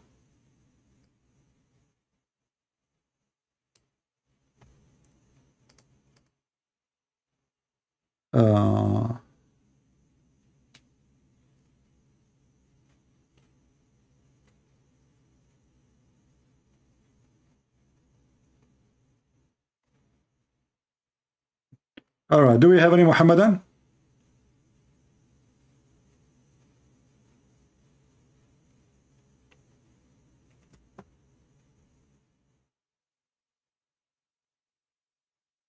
Any Muhammadan here would like to join us? And you know, we know how Muslim they can refute us. You know, like, you know, you ask the Muslim a question, it's very easy to refute the Christians. Very easy. You know, like, okay. It's very easy. From Holland, when Allah mentions in Surah Al-Qalam that He has a shin, a leg, يوم يكشف عن ساق ويدعون إلى السجود فلا يستطيعون. This shin, this leg, belongs to Allah. And the authentic hadith in Al-Bukhari confirms this. Someone is saying to me, don't run like Sam from Uthman. My friend, give me Skype of Uthman. I will call him right now. Let us see who is the one running away. I challenge you to give me the Skype of Uthman now, and I will call him immediately. I keep asking it for the last year, and you Muslim, you don't dare to give it to me. So instead of wasting my time, inshallah, the enemy of the truth, Uthman, is a potato. He does not even know his book. He will never even dare to say hello to me. And this is my challenge for you, potato. Who is the Muslim will dare to give me the Skype address of Uthman to call him? All what you need to do, give me his Skype. I will call live on air in front of you. Now, tomorrow, the day after, all of you are potatoes. You keep asking me to debate Uthman, but Uthman never let me call him. How I'm going to debate him? You potatoes, your Uthman is a joke. And he knew his size. This is why he will never get close to me. And when you say to me, Sam did run from Uthman, I don't think Sam will run, but maybe he will not go and talk to someone low. For me, I don't mind. I take all kind of garbage. I don't mind, you know. Somebody have to clean the garbage. And that's me. So I don't mind, my friend.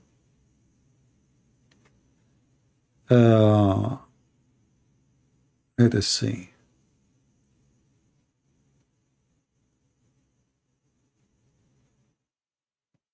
This guy is calling me Kalb. Let us call this Abdul and see what they want.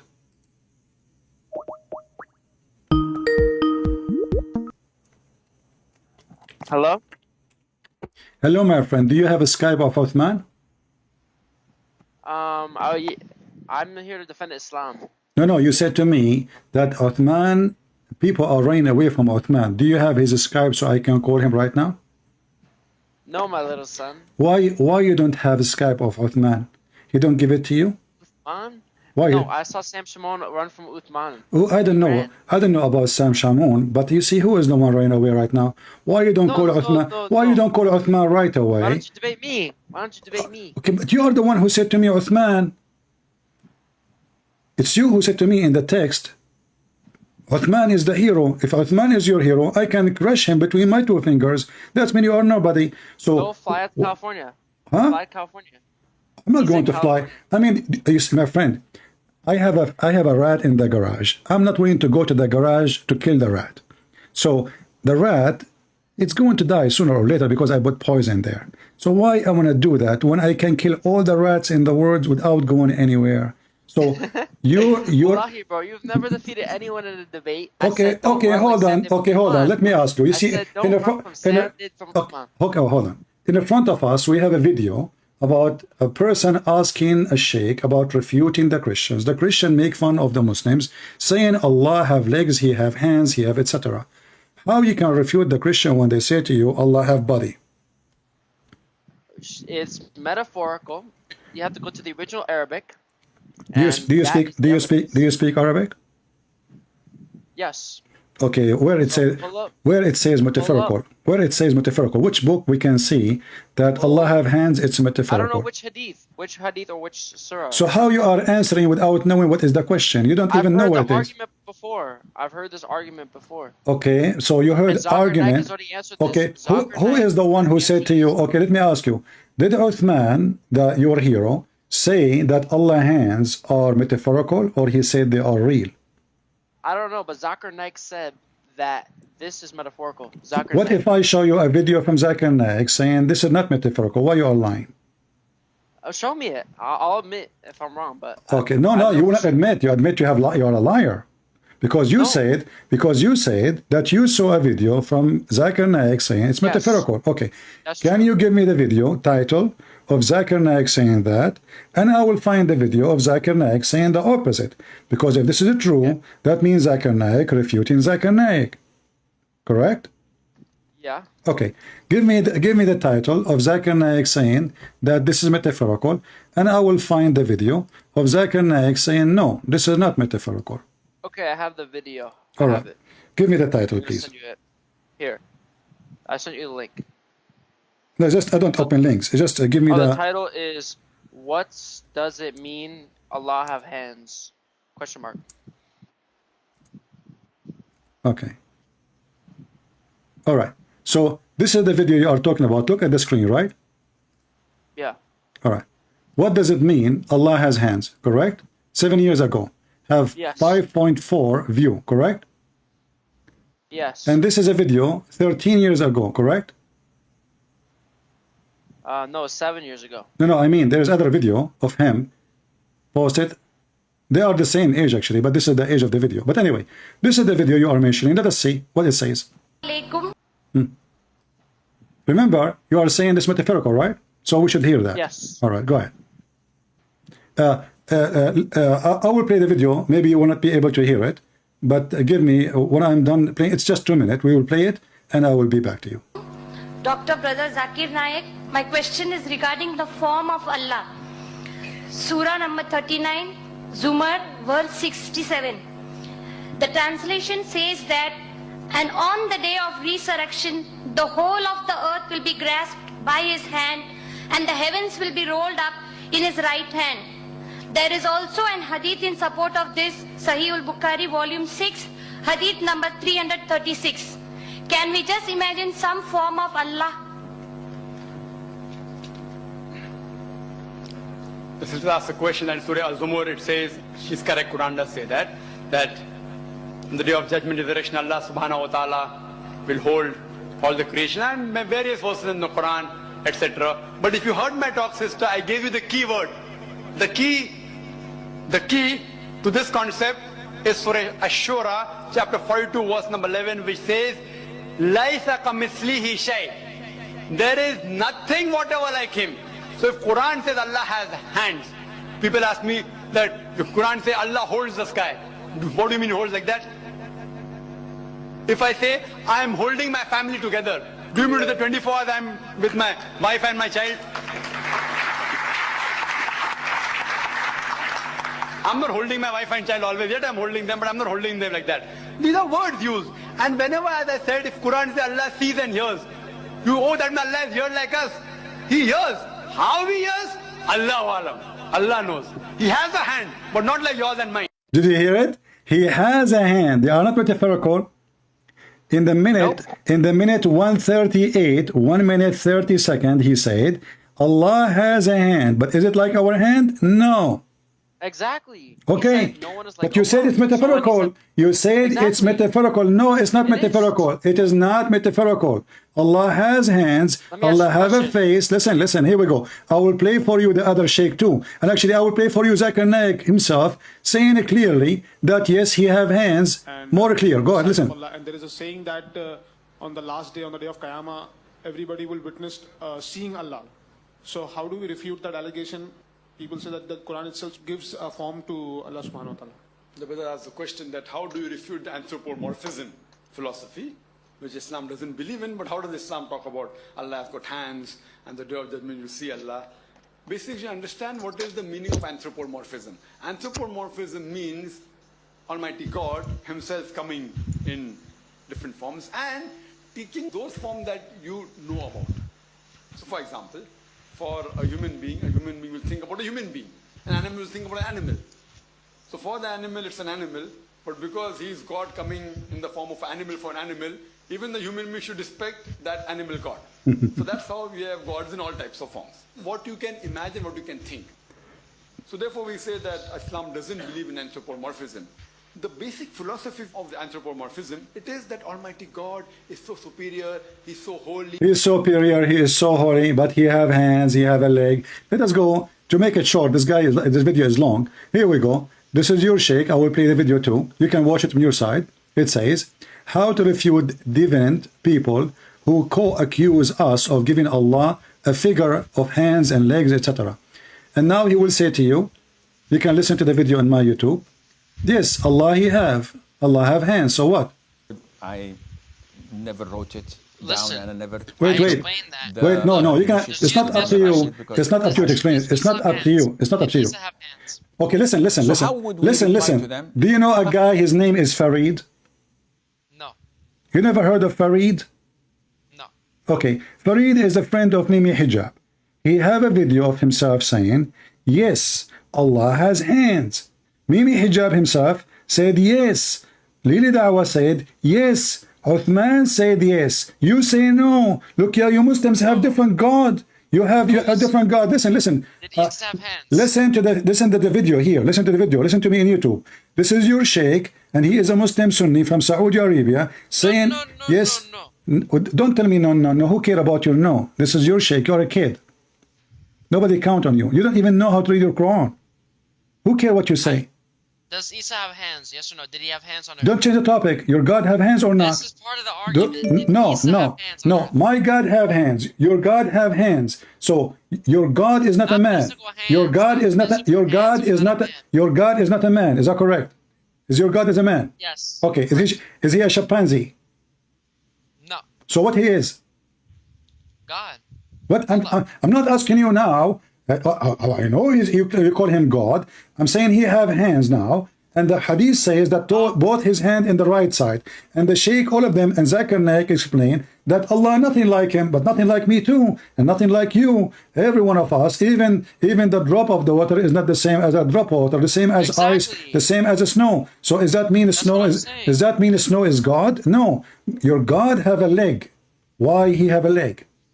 His leg and arms are what you're talking about. It's not like Jesus or Isa when he had arms and legs. This is in heaven. This is the heavenly realm. It's different. So so your God Allah have a heavenly legs. Right, exactly. What does that mean? Man can't comprehend this. Man can't comprehend that. So I cannot comprehend the leg of Allah, but why Allah call it leg if we cannot comprehend it? If it is something else, then he should not call it leg. If it's something else, you should not call it hands. It's like one. It's like one for exactly. Thank you very much. So now he is saying, guys, that the hand of Allah, like our hands, it's like one. Okay, that means it's like our hand. You just said that in the beginning. You said to me it's a metaphorical, and now you are saying to me, no, it's not metaphorical. It's like our hands. So it is metaphorical because it's not one to one. What do you mean not to one to one? No, metaphorical mean it's not physical. When you say not metaphorical, it means it's not exist as something physical. But now you confirm that Allah have a physical form and a physical hand and a physical body. Well, Zakir Naik confirmed that. He said his hand. He said no. He said he has hands, but not like us. Exactly. Okay, but they are hands. So he have hands. He have hands. But you're assuming the hands are like our hands. That's No, you are the one who question. said, you are the one who said, like our hands. You said that. I said to you, why Allah calling it hand if it is not a hand? You said, because it is like our hand. So how it is like our hand, as an example, I have 5 fingers. How many fingers Allah have in his hand? 5. Exactly. That's amazing. So now my hand is the same as the hand of Allah. Now the question to you, why Allah have hands? Why does that matter? Why does that matter? Well, if Allah, he make things by saying be, why he need hands? Because he's interacting in the heavenly realm, and that's what he decided he wanted to. He interacting by what? Interacting with what? Huh? Interacting with what? He's interacting in the heavenly realm, so he's taking a different form. What different form? Are you saying to me? Are you saying to me that your God Allah is a grim and he changed his form? Yes. Oh, he's a grim, like in the movie. No, you're just making jokes. I'm not. I'm not. I am not. You are the one who said that Allah he changed his form. But you're making jokes. I make joke as I want. You are the one. You are the one who said. You are the one. You are the one. You are the one who said yes. Allah he changed his form. Don't change topic. Don't change topic. No. We have one God. Even your stupid Quran says the Christian believe that the Messiah is Allah. Are you saying the Quran is stupid? No. Where's that? Show me the hadith or the surah. Show me it. This is da'if. This is da'if Quran. Where is it? Show me chapter and verse. This is. I just told you. This is da'if Quran. And recite it in Arabic. Recite it in Arabic. Do you know Arabic yourself? You said no. Recite it in Arabic. You know I'm gonna check your Arabic. But you say you do not know Arabic. When? I know I do. You just said to me you do not know Arabic. How a person? What about you call Uthman and let us see who speak Arabic? Uthman the Sheikh and I am. Call Uthman right now. Do you know? You're scared of Uthman. You're running. I see. I keep asking you to call Uthman and I'm running from Uthman. Do you see how it works? Listen, I'll call in tomorrow or 2 days. I'll get. No, you call him right now. Right now. I want to talk to Uthman right now. Go ahead, call him. No, he's sleeping right now. Probably. What sleeping, you idiot? This is he live in California. They are 3 hours behind. They are 3 hours behind us. They are. It is 10:23 right now here. It is still very early afternoon in California. Call him. He's doing da'wah. He's probably doing da'wah. No problem. This is da'wah too. This is more important. I'm sending him a message. Listen. Okay. I'll send him a message. Okay. Hold on. You said you will send him a message. That means you have his phone number and you have his Skype. Is that correct? Not his phone number, but I have him on Skype. Okay. Can you give me his Skype right now? Not now. Tomorrow. No. Give me his Skype. Give it to me. I will text him. Oh, you're so obsessed with him, dude. You are the stupid one who came to me and you keep talking about Uthman, not me. I did not mention Uthman. Abdul, isn't it you who said to me? My name is Saleh. You are Abdul. You are a potato. Here we go.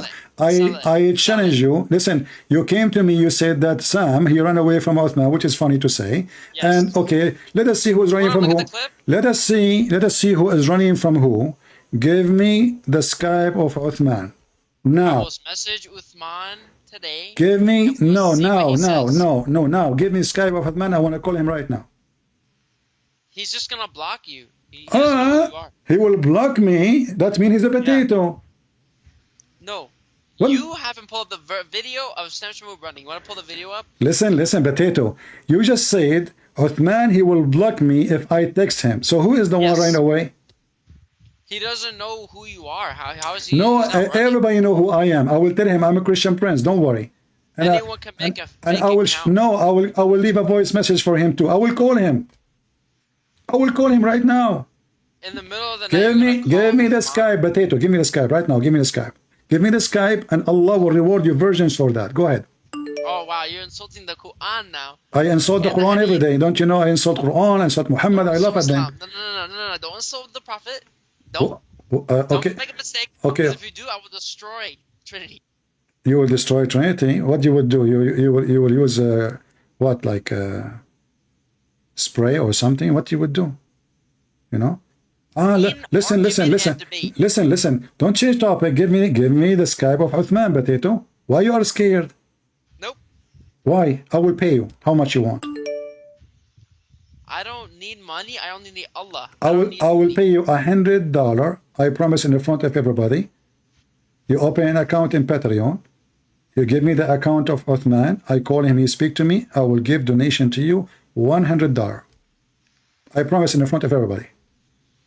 First of all, I don't trust anything a Christian says. I'm not asking you to trust you, but I'm not asking you to trust. I'm saying give me the account of Uthman to call him, and I will give you $100. I don't need money. I only need Allah. I made that clear. Okay, I will give you 100 Allah. Here we go. There's only one Allah. Okay, there's many Allah. Okay, you see, you're running away. You don't want to give me the number of Uthman. Obviously, Uthman, your stepfather is a coward like you. Listen. Okay, I will say the Shahada. All right.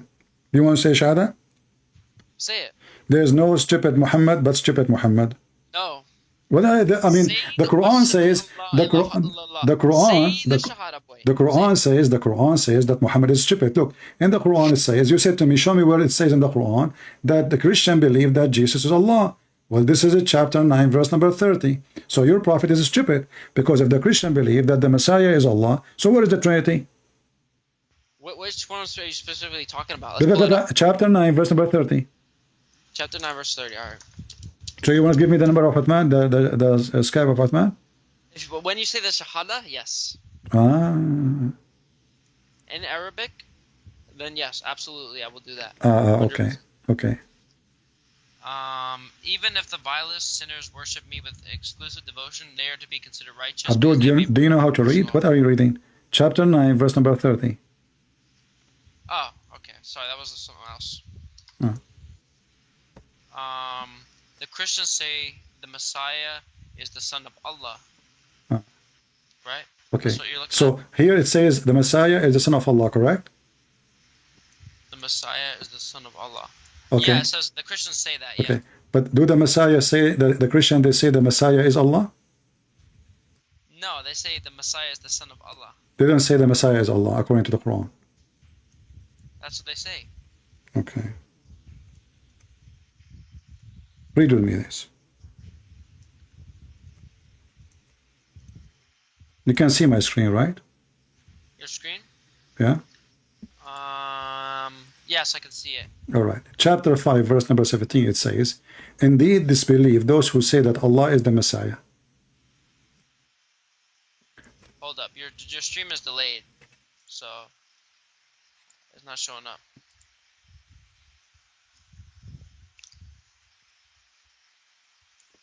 Somebody asking me how to say Shahada. You say there is no stupid but Muhammad, and his God is more stupid than Muhammad. That is a Shahada. Insulting, dude. Now read.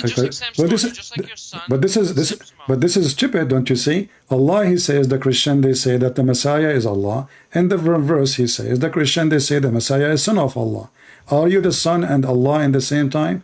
Either you are the son of Allah, or no, we don't. We believe that the son of Jesus is the son of God and God, right? Yeah, but he's not the same as the Father. He's not. The Father is the Father. The Son is the Son. The Quran saying now that the Messiah is Allah himself. So if he is Allah, okay, Abdul, how the verse saying in one saying he is the son of Allah, the other verse saying he is Allah? You're proving the Trinity is incorrect. You're debunking your own Trinity. How can you be the Son and the Father at the same time? This proves the Trinity. You stupid Abdul. We Christian. Abdul, you're stupid like your prophet. We don't believe that the Son and the Father is the same person. You're stupid like your prophet. You know, like the Chinese, they say he lived as a donkey, never come back as a horse. So how you can debate the Christian if you do not even know what the Christian believe? Now let me ask you. Let me ask you. As long Allah, he have 5 fingers. Do he clean his nose? You're not being serious, dude. No, I'm serious. I want to know why he have 5 fingers. Come on, man. No. Why 5 fingers? Why not? Why exact like us? I mean, what about having 6 or 7? Why 5 fingers? You know, we Arab, we always touch our nose and we clean boogers. All Allah knows. Okay. Why do Allah have a penis? This is completely just insane, dude. Why not? I mean, Allah have a shin. Allah have. Are you saying to me Allah is a gay or do he? What? Oh, I'm asking you. I'm trying to know. Okay, you Muslim. You Muslim call him he. Is he for real, or he is she, or he is so? Why you call him he if you don't have a penis? Why are you changing the subject? Talk about son of Well, you are the one talking about. We talk about the metaphorical, and now we are in trouble. So Allah, you call him he. Is he for real, or he is a she? I don't even know what you're asking. Let's go back to the verse. Because I want to learn about Allah, the nature of Allah. Okay, Allah is made of what? Allah is made of what? He have 5 fingers. The fingers is made of what? Only Allah knows. I don't know. Okay, so what do you know about Allah? Nothing. Somebody told you Allah have 5 fingers. So now you are walking in the wood. Now you are walking in the wood. Anything have 5 fingers, you think this is Allah? No, only what the Prophet Okay, revealed. how you will know? How you will know which one is Allah now? Whatever the Quran has revealed. What revealed? You just told me you do not know. That's why I'm saying I don't know, because it hasn't been revealed. So now what you know, that he have a shin and he have 5 fingers and he have a foot. So when you walk in the wood, if a rat appear to you, you will think this is Allah because he have the same. No. Well, he have the same. Lizard have the same. I would have to be dead to see Allah. You don't have what? I would have to be dead to see Allah. So after you die, you will see Allah? Yes. And how you will know this is Allah? Because the Quran has revealed it. What revealed? He said to you, he have 5 fingers. There's many things in the grave have 5 fingers. If I'm dead, obviously I'm going to be understand that. You will become smarter after you die.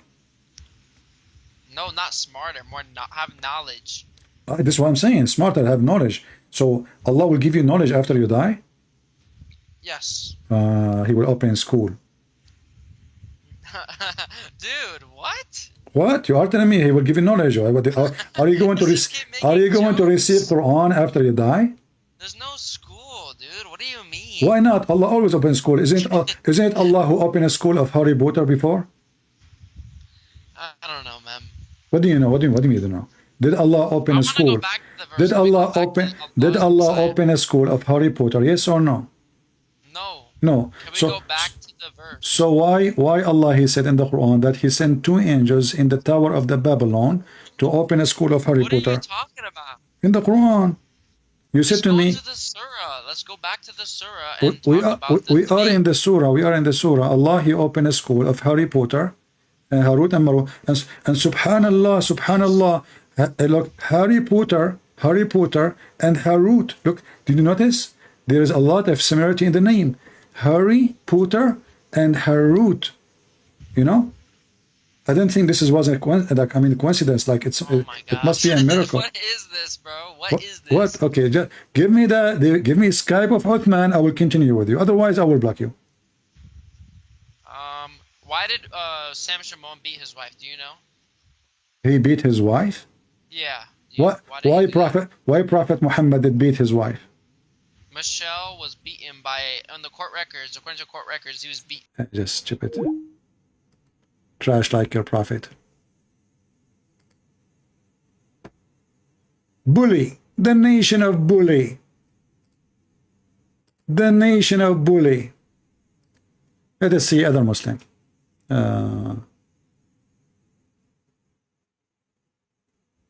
Okay, I think this guy is an ex-Muslim.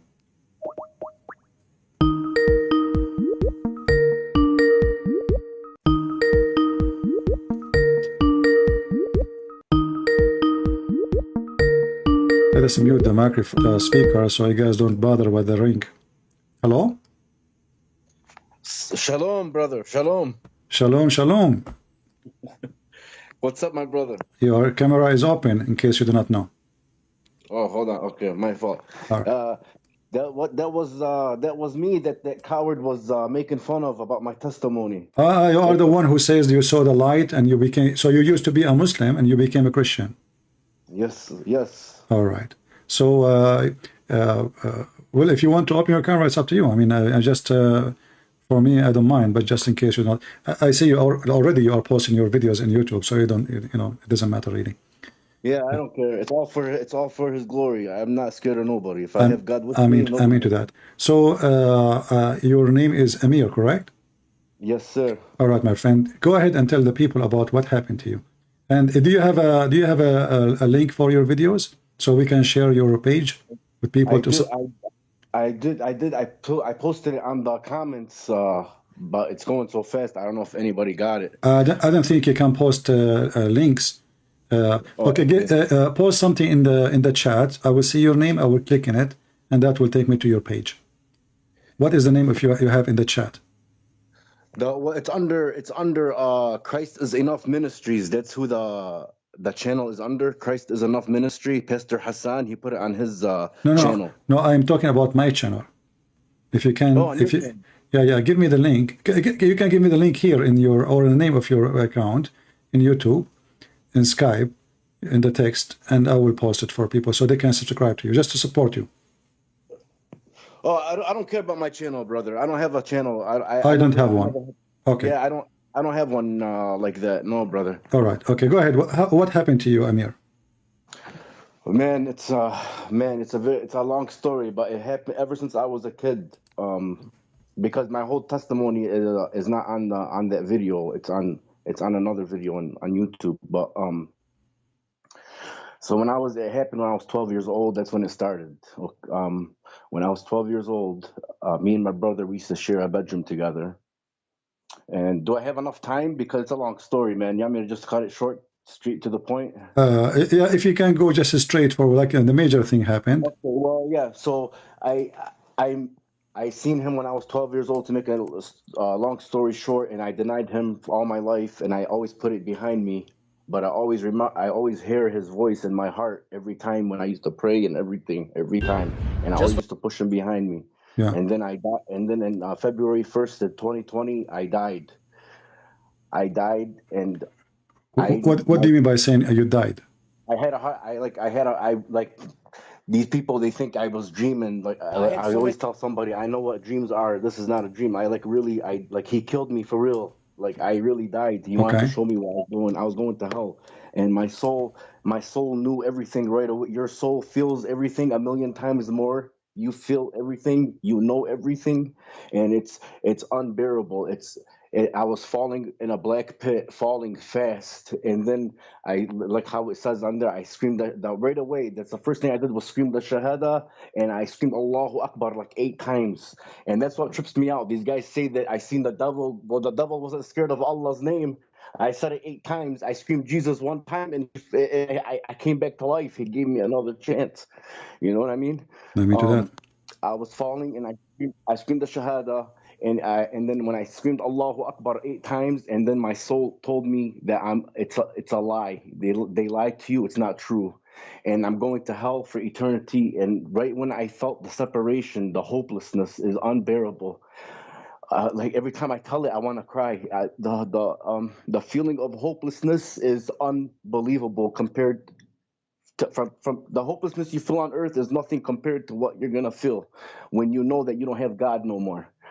And then there was this white light flying around me so fast, and I knew it was my guardian angel. And this guardian angel's voice was the most scariest and the most beautiful voice in one. That's the only way I can explain to everybody.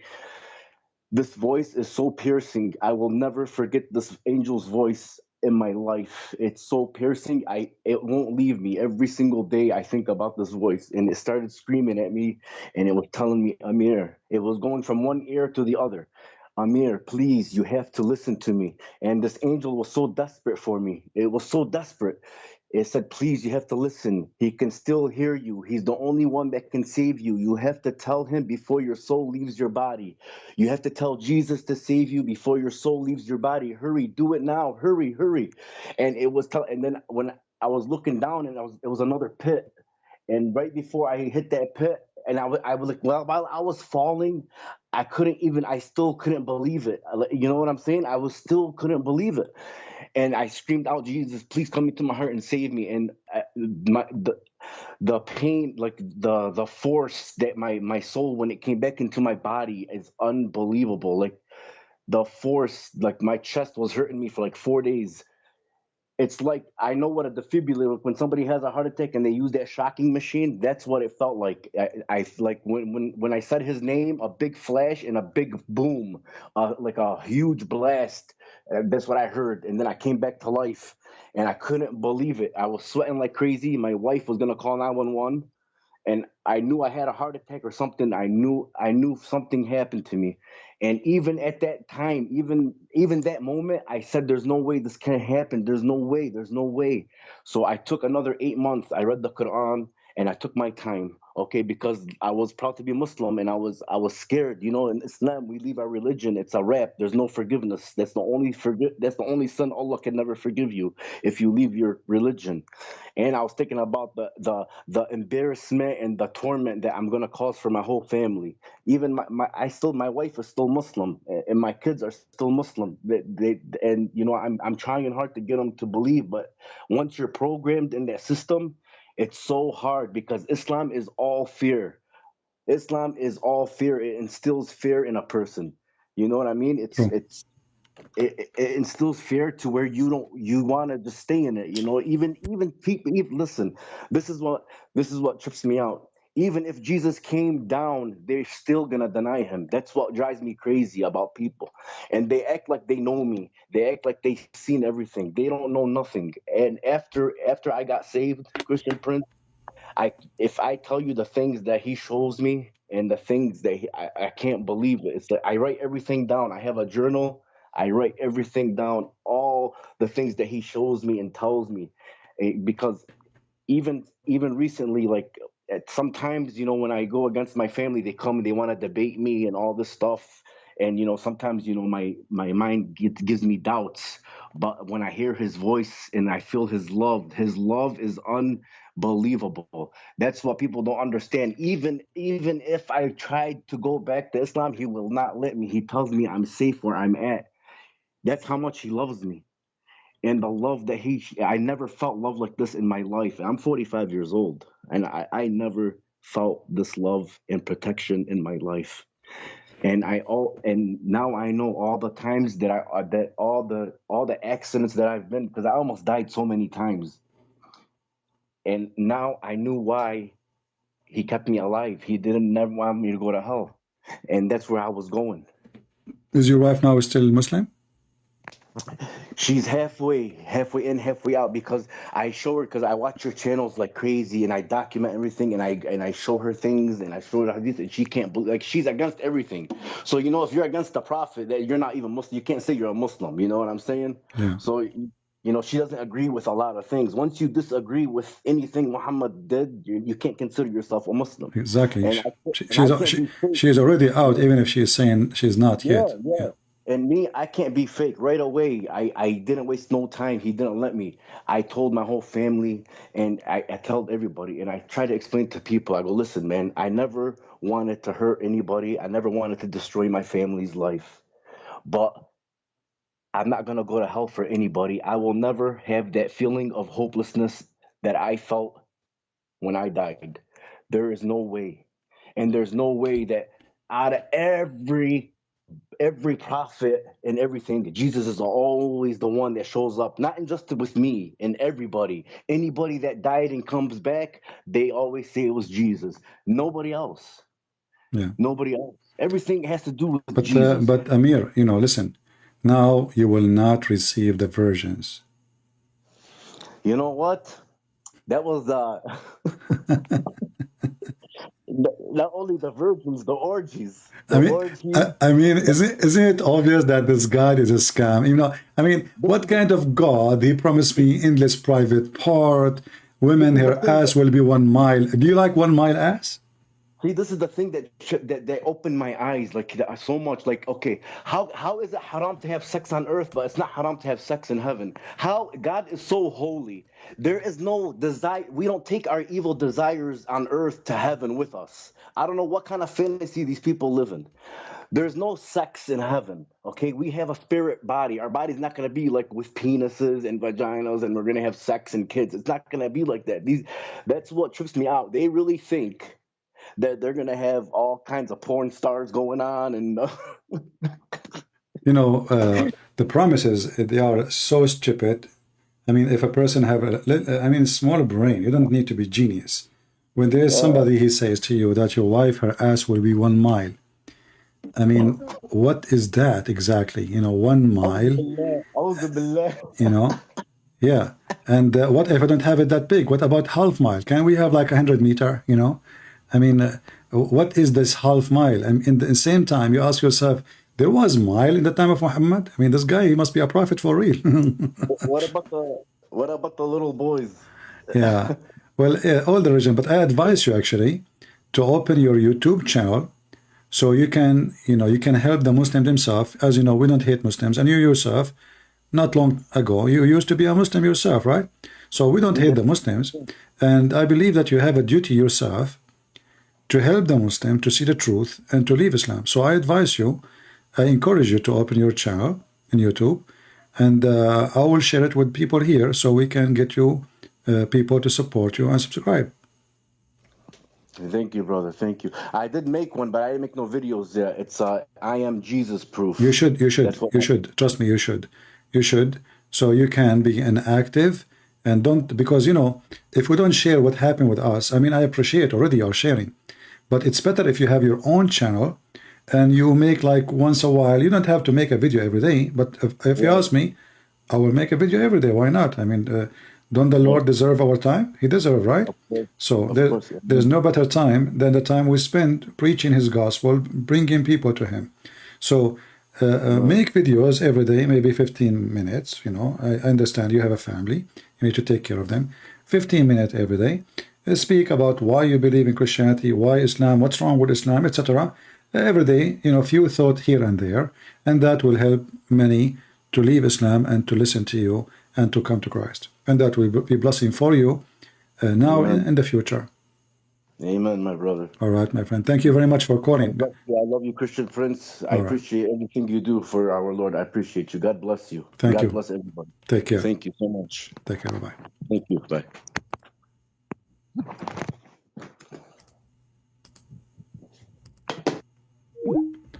Let us see. We have another Muslim.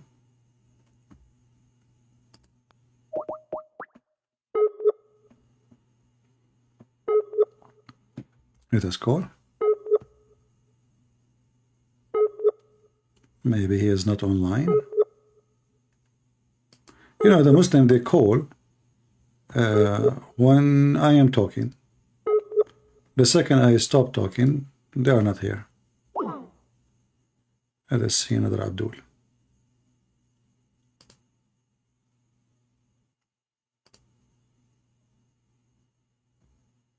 All right. Look like we are out of Abdul. All right. And as you see, the Muhammadan, they claim that people run away from Uthman. Uthman is just a kid. He don't even know how to read his prophet name. And this is why actually this coward, he will never get close to somebody speak Arabic.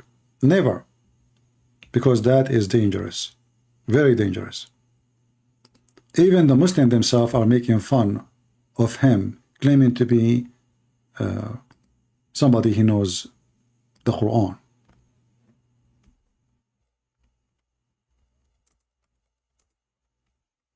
They made a video of him with 100 mistakes. Just 100, just in short video, they show you 100 mistakes of Uthman. 100 mistakes, not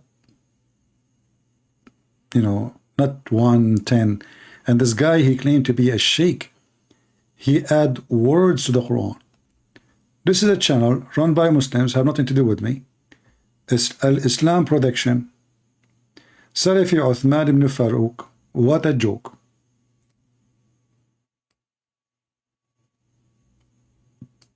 Even you Muslims consider him a joke. Even Mimi Dawa, he laughed at him.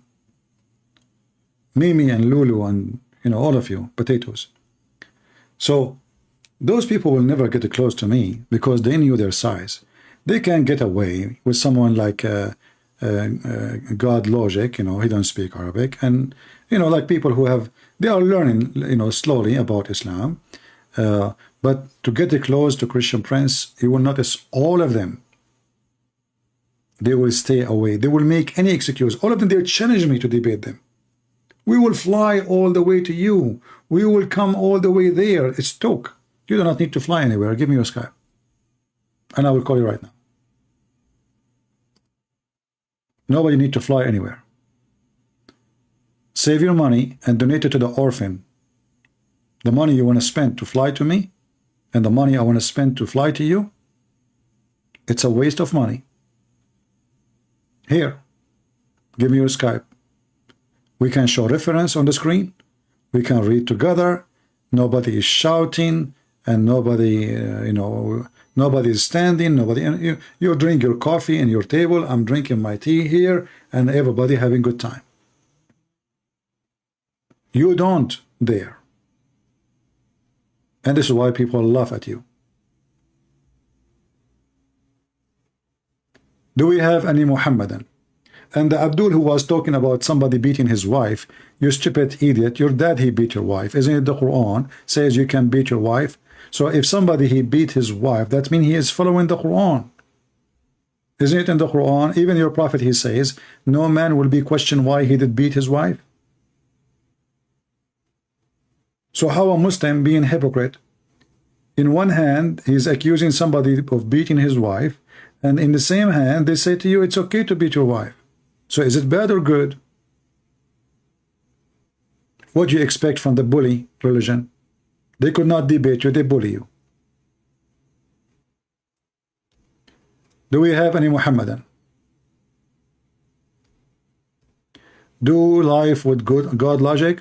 You know, actually, I supported him in the beginning, but then I get upset from him. One day, he was speaking to Uthman, and I was in the chat in his program. I came to support him, and I told him, let me talk. I want to call you in Skype. Let me talk to him. He, you know, he refused to answer, and since then I got upset. I don't even go to his channel no more. I was really upset because this potato, he kept running away from me, and he is there. All what you need to say, hey, listen, Christian Prince is challenging right now. Put me in the speaker. He did not do it, and I got really upset from him because it doesn't take him much to put me in the speaker, correct? And you will see, and everybody will see how in a second the one who claimed to be a lion will turn to be into a cat.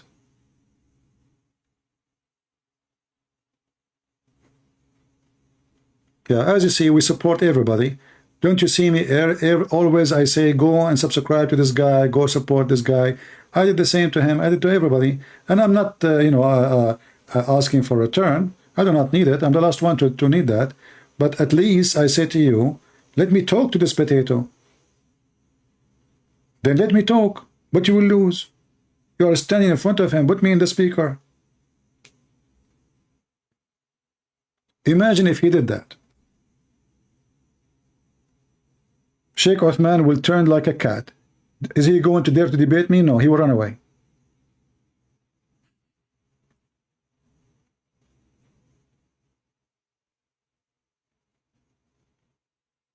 He did not see me in the chat. I know people, they were telling him, Christian Prince is asking you to do this.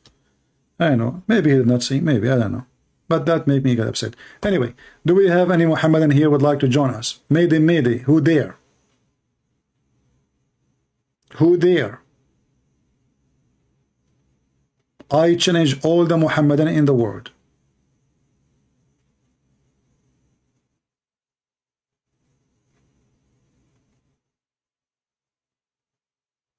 All of you are terrified.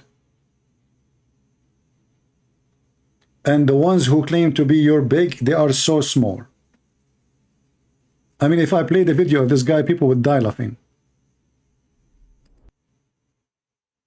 Literally. Especially if you speak Arabic. And you know, the problem is, this guy, he claimed to be a sheikh. And to be a sheikh in Islam, you have to know Arabic very well.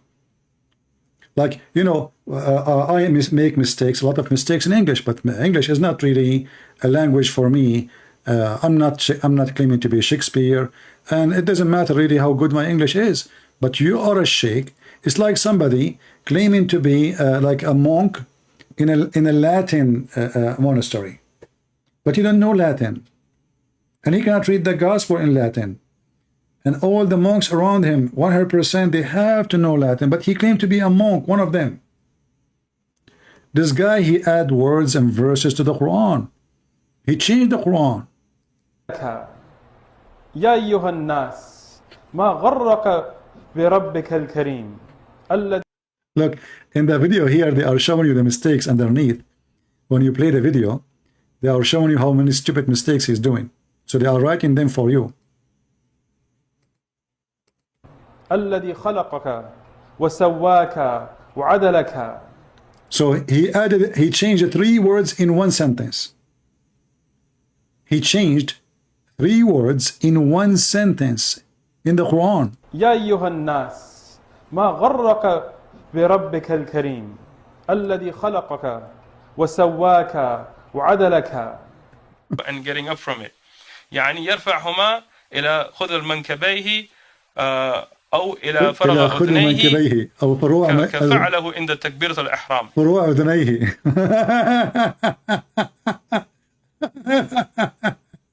He said يعني يرفعهما إلى خذر منكبيه أو إلى فرغ أذنيه كفعله عند تكبيرة الإحرام. Oh boy. What does he say?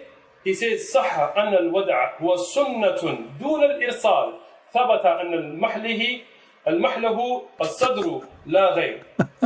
صح أن الودع هو سنة دون الإرسال ثبت أن المحله الصدر لا غير. Said that many Imam and ulama of the past, for example, Imam al-Nawawi or Ibn Hajar, they made mistakes in tawilat. And if we mention their names... He's even saying that the biggest scholars of Islam, they make mistakes. And he is the one who's going to correct them. And this is what is making them even laugh at him more. That the guy do not even know how to read. And he is going to teach the big... He is mentioning big names in Islam, you know? The big ones. He's saying those are stupid. They make big mistakes. You know? I am Uthman, the ketchup boy is going to fix it. So don't mention those people, right? People will laugh at you. Do we have any Muhammadan here?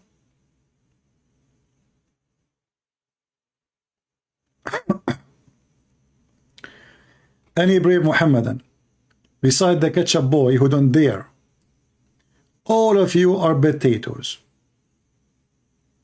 All of you, with no exception. All of you. And yes, Allah have a weird look. And the Muslim, they keep saying how we worship Jesus. Well, Jesus is holy. If you have a body of a human being, still he is holy. Is your God is holy? No. How we know that Allah is not holy? For he have a bad ethic. Isn't it your prophet, he encouraged Muhammad to flirt with a woman she is married? This is your God. We don't care how your Allah look like. He looked like a mule, he looked like a lizard, he looked like a man. We don't care. What we care for, obviously, that Allah and Satan, they are one. Because ethic is not there, zero ethic. And when we ask you about Allah, what do? You say Allah is not like anyone, but this is a verse you took from the Bible. The Bible says first, nothing like God. But that's not about look. Who care about the look? Nothing like God because of his holiness, his ability, his wisdom. But otherwise, there's many things like God. As an example, I have ethic. Do God have ethic? You will say yes. Okay. I have a spirit. Do your God have a spirit? A Muslim will say no. But isn't it the Quran says, I created him from my spirit? I breathe into him from my spirit. So if he don't have a spirit and he say my spirit, that means you Muslims are crazy. How he say my spirit, but he don't have a spirit? If you say he own it, that means life is not his. It's not from him. It's something he have in a box somewhere. So the Muslim, they are so desperate, they don't know what to do about their God. He look funny. They can't explain. They don't know even how he look like. They don't know what Allah mean. All what they knew that he have hands, he have feet, he have legs, he have face. How we can fix the problem? Who care? Just we worship Allah. A Muslim should not ask questions. Why? Because the second he asks questions, he will find that Islam is so stupid. Why Allah, he promised me a woman, her ass is 1 mile? This is not a good question. Just accept the 1 mile ass. It's a gift from Allah. You can do hiking on top of it. And by the way, it's so smooth. And I have a doubt that you can, do hiking on it. And be careful, if she fart, she might burn you, especially if you are smoking. In case you do not know, fart is a flammable, is a methanol. So when you fart and you are smoking a cigarette and her ass is 1 mile, so it's the same as a big, huge container, 1 mile container of methanol farting, exploded in your face. So I guarantee you, you will be a barbecue. So no smoke. You should have a sign around your wife says, don't smoke, please, dangerous. All right? Where is that hadith? Which hadith? About the 1 mile? Let me see if I can find it in English. Hold on.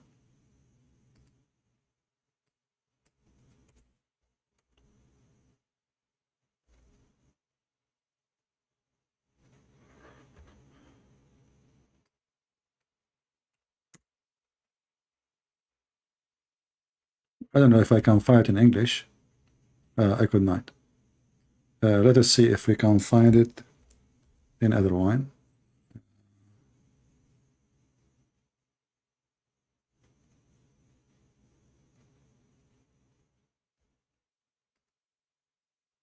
Let me search for this one.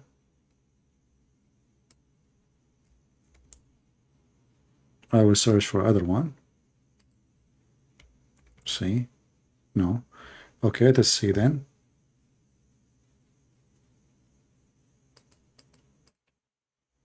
We have to use Google Translation. All right, this is the hadith. Let me post it for you. This is the link. We'll put it in the screen and we will use Google Translation. This is the book of Musnad Ahmad. And this is the link. You have to open it in Google browser. Just take a note. And then you have to use Google Translation. This is Hasan Hadith, which means it's good. It is good. So this is Musnad Ahmad Ibn Hanbal, volume number 2, page number 537. Hadith number 10549. And I will translate the hadith. It says the lowest reward for a Muslim, this is the bad Muslim, he will have 300 slaves and they will serve him every day 300 dishes, and I think they are from gold, he said, and every dish have different, or tray have different kind of food. All of it from the beginning to the end is so tasty. And then he says to his Lord, Lord, this is too much. I can feed all the people of heaven with this. And I can give them a drink from it. And still I will have more, which means it's so much. And then he will have 72 of the virgins. Each one of them, her ass will have 1 mile in the ground. Let us use Google Translation.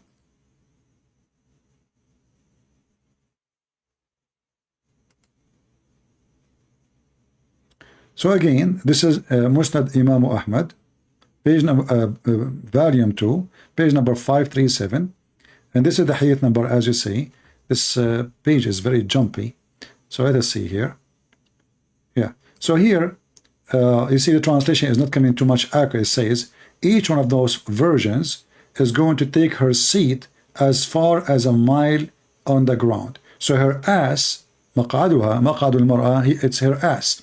So her seat will take 1 mile in the ground, which is very lovely. I mean, we men, we love them, man, for that piece. Man, and now Allah, finally, He gave you the biggest screen TV ever. This is not 50-inch. This is not 65-inch. This is 1 mile by 1 mile ass. I mean, how many inches is that? Somebody can convert? Somebody is good in mathematics? Convert to me 1 mile inch square. How beautiful. Thank you, Allah. Thank you. And now, guess what? You do not need security. I mean, even if an army come to you, you can ask your wife to bend over. You put a candle in the front of her ass, and she fart at the enemy. No, like this is the napalm weapon, you know, like the flammable weapon, and you burn them all the enemy. Or in the best scenario, if you have like 100 men coming to kill you, all what your wife need to do, she's set on them. They will be mashed potato. All right. So yeah, it's 1.3 kilometer square ass. So beautiful. And there is a hole in the middle. And by the way, the hole, you can practice to do many things because this hole is going to be big. I mean, the hole have to be fit with the ass, all right? So there is many use for those holes. I mean, I don't know. You can practice basketball. You can use it like for soccer, you know, football. Like, can you put this football there, you know, in that hole? You know, go, like, you know. So there's a lot of fun waiting for you. 300 slaves, you know. This is 36,360 inches only. Okay, so it is 36,000 square inch. All right, that's nice. That's actually, I'm very disappointed, by the way. I mean, it should be bigger. If you ask me, I mean, why Allah is so cheap? Only 1 mile. You can make it 2 miles. I mean, you are making it bigger and bigger. The only concern, like, is she going to wear panties? Where are you going to get the panty for this ass? And then here it says, the translation is not accurate. It says everyone will have a 300 servant, and they will serve trays. You see, the translation is horrible. And those trays are like made from gold and etc. And they have kind of food, not like any, you know. Yeah, very beautiful.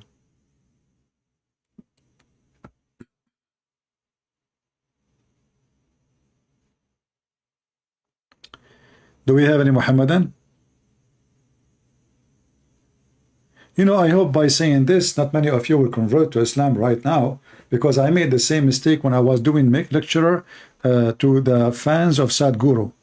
There was a lot of Hindus, like 1 million Hindu, and I told them, do you know that the biggest chapter in the Quran is the cow chapter? I was just making fun, but I forgot that those are Hindus. And brother, all those 1 million Hindus, they decide to join Islam. They could not believe that Allah, He made the biggest chapter in the Quran is the cow chapter. Like they were like, wow. But then after they converted to Islam because of the cow chapter is the biggest, I told them, you get it wrong. In that chapter, they killed the cow. Oh, the Hindu got so upset. And they start all cursing names to Allah. In the beginning, they like him because he made the chapter called the cow. But then when they heard that Allah, He ordered them to kill the cow, they got so upset and they left Islam. True story, by the way. This is a true story. I have like no witnesses for it. You know, I mean, Muhammad have no witnesses. And this is what make me, you know, sound truthful in this story. I mean, Muhammad, he saw all what he saw nothing. Like, he saw who? Did not even see his God.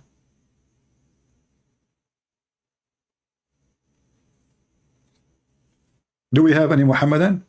So we have like almost 1,400 people watching, and zero Muhammadan want to call us?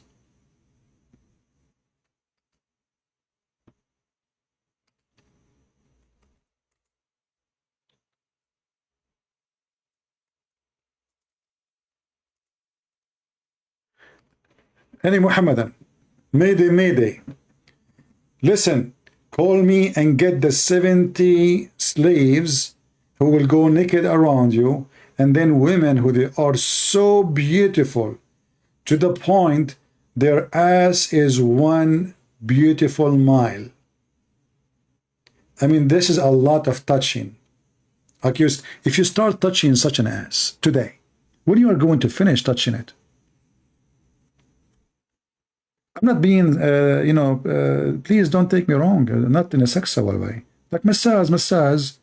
You want to do a massage to your wife, massage, brother. And your wife, she have 1 mile ass, and she said to you, honey, can you do massage there? How long is going to take you, Abdul, to massage her ass? She will not even feel your hands. How big your hands will be? And how big your... I mean, if the ass is 1 mile, how big her private part? What do you think? It's like a half mile? There's a zipper or anything? Or it's just open there, there's no door. But anyway, in the heaven of Allah, there's no mosquitoes, so, there's no worry. Nothing will get in. Leave it open.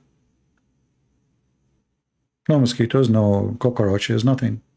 No mice, because such a big vagina and big ass, the first concern that dogs, cats, rats, beasts, hyena, wolves, they can make a cave. It's a cave. It's a huge cave, big one compared to the size. I mean, if the ass is 1 mile, how big the vagina is? So imagine like the two hyena, they said, hey brother, where do you want to stay tonight? Let us go to this vagina there. It's dark and stinky. And this is how we know that Muhammad must be a true prophet. And then the Abdul in his page is bullying the Christians. I mean, look what they believe in. And by the way, the Muhammadan, they claim that the Quran is the book of Allah. And what the Quran is doing, Allah is quoting the ants. Look at the book of Allah. Allah is making Quran, or the ant making Quran? The ant, she said, hey, Allah, are you working as a journalist today? Allah is telling us what the ant, she said. I mean, look how serious the story. Allah, he said to himself today, I'm going to tell the Christians, the Jews, the Hindus, everybody in the world, things they do not know about the animal kingdoms. What is that? Brother, there is a place where gold and silver they grow. And Allah guarded with ants. And that place is called the Valley of the Ants. And then Allah, he spent his time into reviewing the ant. Look, the Muslims, they say, who can make Quran like Allah? But Allah is not talking there. It is Sulaiman, the ant, she said. Sulaiman said to the ant, she answered Sulaiman. The Sulaiman, he asked where is the chicken. The chicken answered Sulaiman. Sulaiman, he asked with the genie answered Sulaiman. So what Allah become in the Quran? A fairy tale storyteller.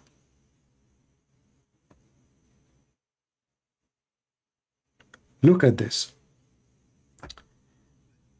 And before Sulaiman were marched his host of jinn and men and birds. Isn't it beautiful to have an army of birds?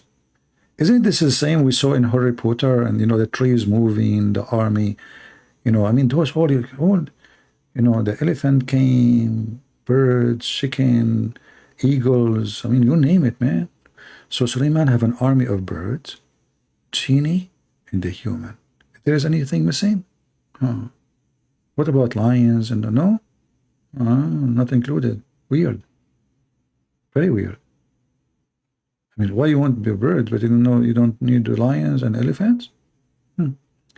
And then when they arrived to the valley of the ants, one of the ants, she said, look at the details, brother. Look at the details. Do you see Allah?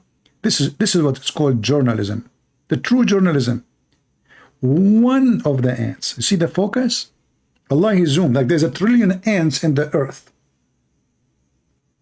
He zoom, zoom, zoom, zoom, zoom, chuk, chuk, chuk, chuk, chuk, chuk, zoom more, zoom, zoom, zoom. Allah have the best camera ever.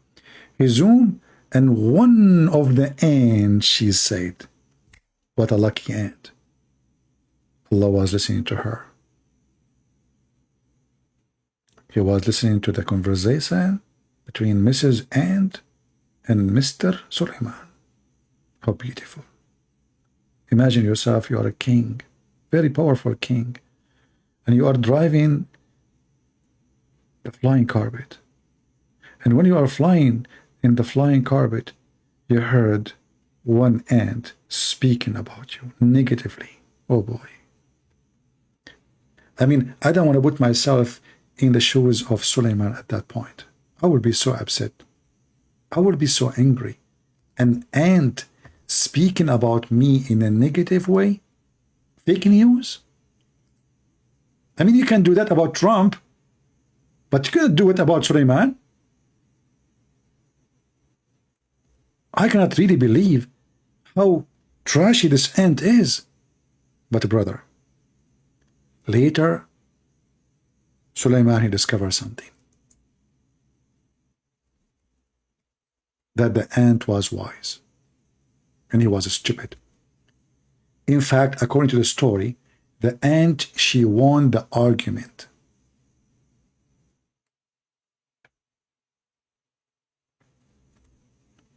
Which is embarrassing. You are a prophet of Allah. And then you debate an ant. And then the ant is smarter than you. Man. Look at this debate here between the ant and Suleiman. I want to show you just a little bit of it. Shall I read it for you guys, or you guys are bored? Who's bored here? Anyone is bored?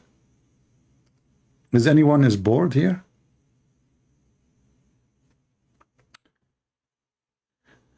Ibn Balababaya, according to the look at what I like it about Muslim books is what they say here. What I don't like about Muslims in YouTube, they say it is fake, it is weak, they are liar. Here they say, according to reliable chain of narrators, you see, but in YouTube they say it is daif.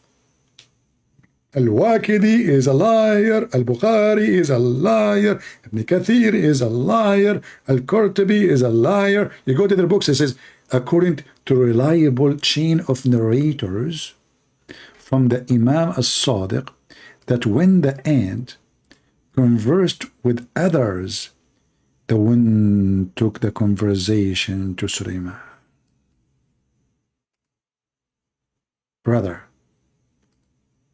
how the Muslim, they knew that wind can carry voice. Science. Unbelievable. So Suleiman is flying in the flying carpet. And the ant, she is down in the ground talking to other ants. She thought nobody is listening. Surprise, surprise, Suleiman, he can hear you. Suleiman at the time, when he was on the air, where he was? On the air, flying carpet. Suleiman asked the strong wind to stop, like break, like a stop, like he break, you know. And then he called out the ant, hey ant, where are you? Come here. Look at this. You are now King Solomon, driving your special solar system flying carpet hydrogen fuel. No battery needed. And you hear the ant down in the ground. And then he called the ant. Look how just put yourself in the socks and the shoes of the ants. She had many food anyway. But listen, imagine the ant now when she heard Suleiman is calling her out. Oh boy, he heard me. Oh, what I would do. He just heard me. What I did to myself. King Suleiman just heard me. What I will do. Where I can go. Where I can hide. You cannot hide from Suleiman. So he called the ant out, like investigation, investigation time. And come to Suleiman. He said, don't you know that I am prophet of Allah and I do not oppress anybody? Yeah, he don't. He have an army, supposedly like Muhammad, go into different nation to occupy their land, and he don't oppress anyone. No. Yeah, peacefully. Oh, this is Islam, brother. And said, yes, Suleiman, yes, I know, Suleiman. He said, then why did you scare others from me and order them to enter their holes? Hey, Muslims, why you Muslims enter your holes when you see Christian prince? Why? That's a good question. The ant said, I was scared that when their vision falls onto you, they will become fascinated at the beauty of this world. Look. The ant, she was scared that when the ant, they see how sexy is Suleiman, they will fall in love. And they will start touching themselves and doing masturbation. Do you see how wise this ant is? Suleiman, he thought, when she used the word the crush, he did not understand she is talking about the crush in their heart. Those females, they never saw someone sexy like Suleiman before. They will be fascinated. Imagine yourself an ant now. Just for a second. Come on. Especially, if you are a Muslim washing dishes every day. All right? You don't need to imagine, you practice it. So, Suleiman, here, he got busted with something like, what? And will be away from Allah. Look, imagine they will forget about Allah. This is how sexy he is. The ant asked Suleiman, listen, Suleiman. Look at the philosophy. This is Aflaton versus Aristo. Deep, very deep. The ant asked Suleiman, who is more honorable, you or your father, Dawood, which means David? Suleiman, now he scratches his ass. Which one? What the heck? That's not nice to say me. It's my dad, Come on, You have to have bad ethic, that you cannot say it's me. So Suleiman, he said, my father, much more, honorable than me.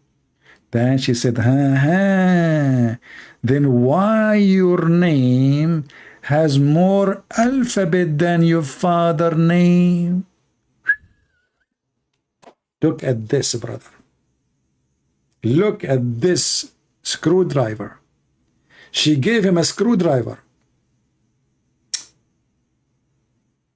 Suleiman now, how in the world he is going to answer such a, like this is a bomb? Suleiman was listening like, what? The ant saying, listen, you said that your father is more honorable. Okay. But then how come your name have more alphabet than your father's name? That's deep. That is science. That is philosophy. What is the Greek? Aflaton, Aristo, stupid people. Here is the philosophy. That's amazing. Suleiman, he said, I don't know. Look at this idiot. He lost the debate already. He said, I don't know. He's saying to the ant, I don't know. The ant, she knew more than Suleiman. And the Quran says, Allah, he taught Suleiman. Look like Allah, he taught the ant more. Ah, maybe she is a prophet for the ants, because the Quran says that animals are people like you, and Allah gave them Quran too. If you don't believe me, I can show you the Quran. Here we go. And not only that, they preserve the Quran and they follow the Quran.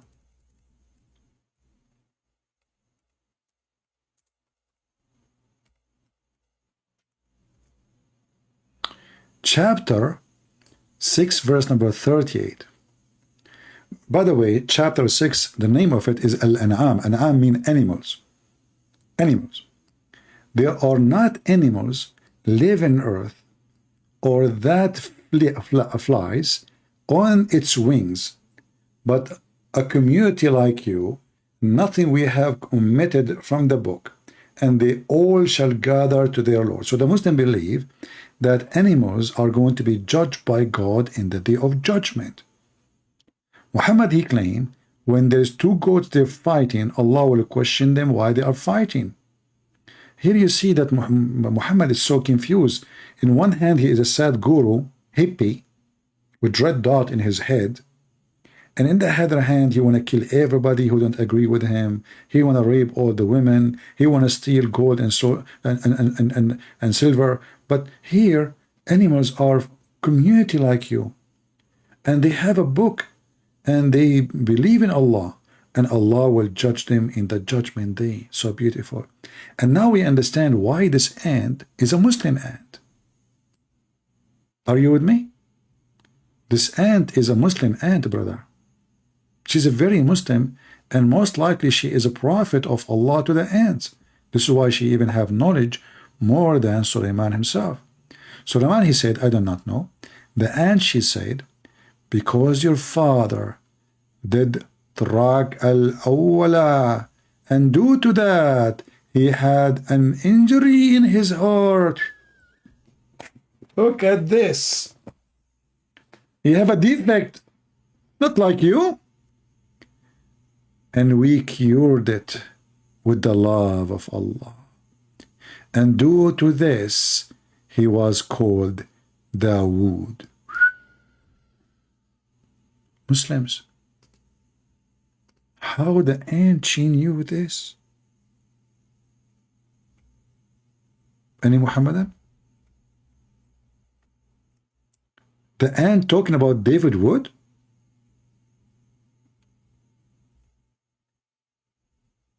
Is that about David Wood or somebody else?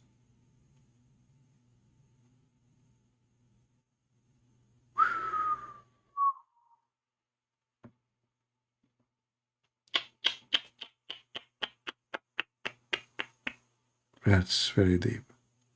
But you know, what I like about this story, you know, I don't have retirement. Like, I'm not like many of you have retirement when they will go and have a salary when they get older. So sometimes I'm worried about it. But now, I have a secret to support myself. It turned to be, there's a place where gold grow. Let me show you.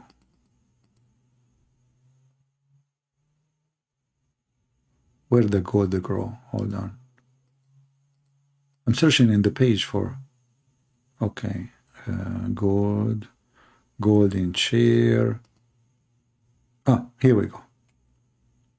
Ali ibn Ibrahim have narrated that when the wind raised the throne of Ibrahim, here they want to say Sulaiman, not Ibrahim. By mistake, they said Ibrahim.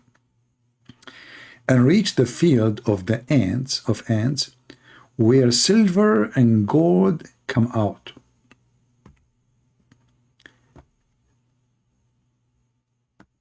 Imam as-Sadiq said, there's one valley of Allah where silver and gold is grown.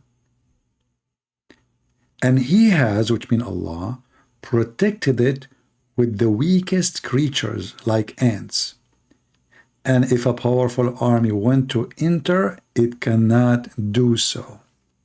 Now we know why gold is expensive. there's a valley full of ants. So I found like there is like a suit in Amazon for ants, you know. Ants cannot bite you. They cannot do anything, even there's a billion of them. All right. So I will buy this suit. It costs like $100. And that's it. I got my retirement. One day when I get old, I have no money, you know, and too old to be able to produce. I will go, and I will go next week maybe. And now all what I need to do is just find where that valley is. I cannot share this information with you, please, because as you know, I mean, this is private. Somebody saying to me, take my call. Well, I don't see your call. Well, what's your name? Are you the same guy I hang up on him? If you are the same kid, that's it. We give you your time. You're just a kid. So guys, do you see how beautiful the religion of Allah? Isn't it amazing? Who can come with such stories like the Muslims? Flying carpet, the valley of the ants. Allah is quoting you see, in the Quran, Allah is not even making Quran. The ant, she said. So who's making Quran? The ant. Can you make Quran like the ant Quran, Muslims? Who can make Quran like the ant Quran? None of you. Allah just making comment. This is a commentary book. This is not made by Allah. The ant, she said, Sulaiman said. The bird, he said. The chicken, he said. Sulaiman answered. Afrit, he said. Sulaiman said.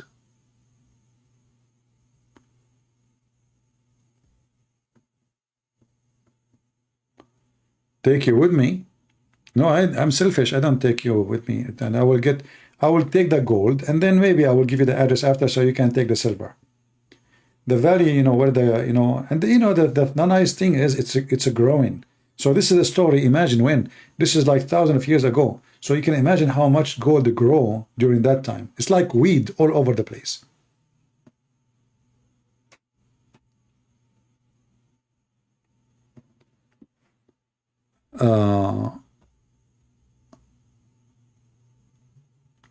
I am not a Muslim.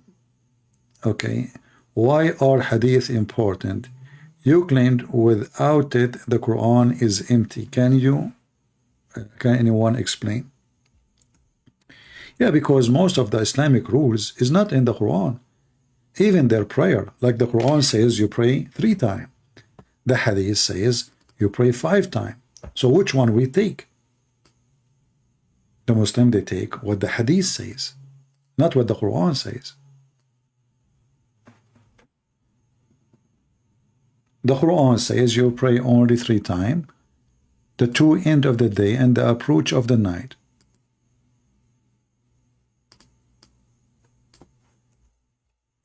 What the Muslim do? They take the hadith.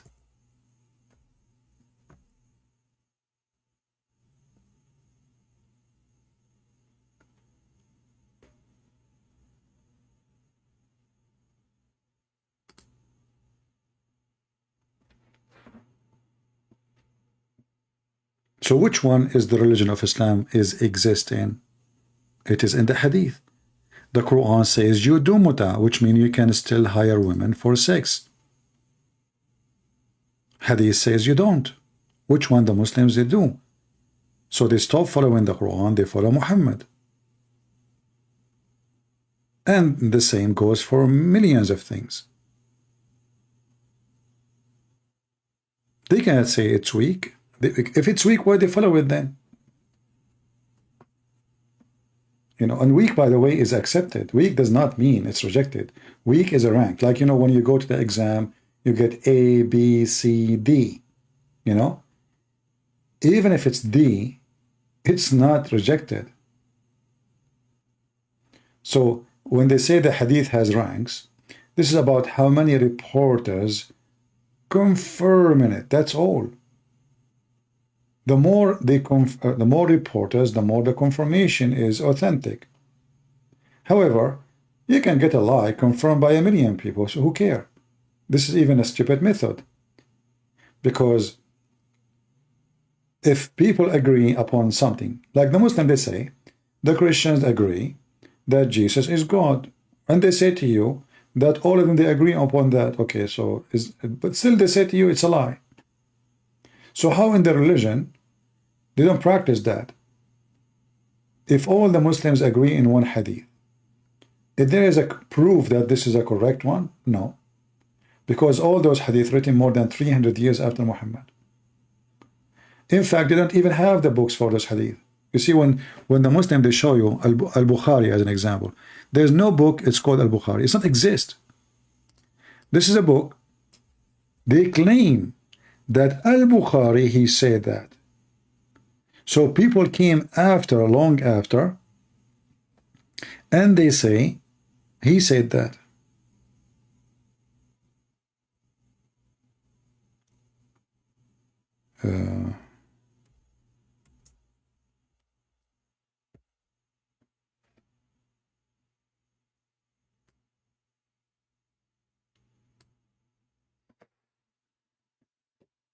Do we have any Muhammadan?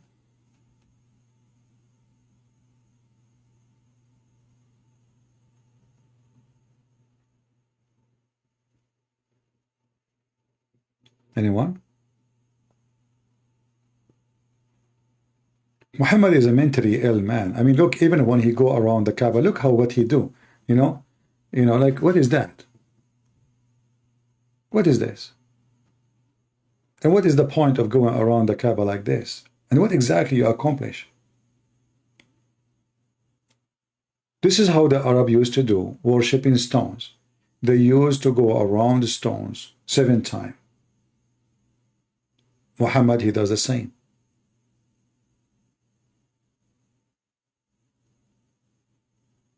Everything is coming from paganism. This is a pure pagan cult. Alright guys, I think we have enough for today. Did we have a good time? For those who they are making videos, don't forget to cut the videos short videos for the Abdul. We got him busted. And we say to any Abdul, if you dare really, if you have a courage, instead of making bully of people, of what they say and what they believe, call us and speak like an adult, and let us see if you have something to say. Instead of making fun and moving your eyebrows, and you want to jump in the pool for baptism and all those child behavior. What about you call us, or you bring your sheikh to call us, and let us see if you have something can be considered valid. But all of us, we knew that Islam is invalid. There's no way God, he will promise you such a promise, stupid promise, like gold and silver in heaven. What is the value of gold and silver? Actually, I don't like it, gold and silver. A beautiful tree is better than all the gold in the world. Imagine you have a mountain of gold. You are sitting on it, but you don't have a piece of bread. What we will do with gold and silver in heaven? What kind of God he promised me that my house in heaven is made 1 brick of gold and 1 brick of silver? That is Satan. Satan always, he have a tool of temptation. And all of us, we knew, the Bible have tons of verses about the tool of temptation, which is always concentrate money, sex, power, and they are connected. The one who got the money, he seeks sexness. The one who got money, he got the power. Satan always have one way to prove himself to us. He tempt you physically with gold and silver and power, authority, sex. He tempt the women by men. He tempt the men by women. It's not a secret. And this is exactly the same method of the stupid Muhammad. When his men, they want to go to war, what he promised them? Holiness? No. He says, Dahman, Dahman, you will F the women like this. Is that a speech of a prophet? When he wanted to attack the Roman, he says, attack the Roman so we can get the yellow girls. The yellow. They don't even know how to use the word blonde. They call them asfar, banatul asfar. A savage man, a gang, even his followers accused him. After they attacked their neighbors, their families actually, their cousins, they attacked them and they stole their underwears. And then the gang of Muhammad, the companion of Muhammad, they accused Muhammad that he stole a piece of a cloth. You ask yourself what an honorable person he is, to the point his own followers accused him that he stole a piece of a clothing. I don't want to compare between the disciple of the Messiah and the faithful Muhammad, because that will be insult to the most holy person ever mankind saw. That is the Messiah. But imagine if the disciple of Jesus accusing Jesus that he stole a piece of clothing. What is that going to tell you? What will tell you is that such a group cannot be ethical, because if their best person is suspected of being a thief by his best companions, are you with me? Because who is the one is accusing him that he stole? The Muslims, the companions, not the Muslims. Like at that time, they are not a million, they are just a few. The very few Muslims who support Muhammad, they supported him because they are thieves. And now the thieves are fighting over the theft. Who stole this piece of clothing? And here you need to ask yourself, I mean, what kind of people they are, to the point they are not even fighting over gold or silver. It's just a piece of clothing. How savage they are. How trashy. They never saw such a clothing. Nice, trashy, garbage. So they accuse their best man, the one who sent by Allah, that he stole. And look how the Muslims, they false translation of this verse.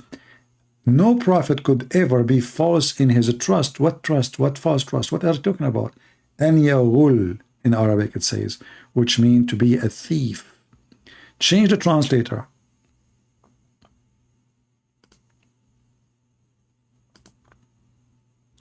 Never take a Muslim translation. Muslim translation is just a fraud. And look here, they try to cover it too.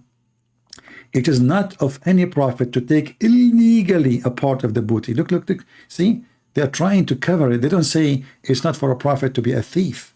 What take illegally? I mean, it's a booty anyway, which means it's a theft. They stole it from their neighbors, and now they are fighting about what they stole. And actually, this verse proved to us that Muhammad and his God both are liars. Why?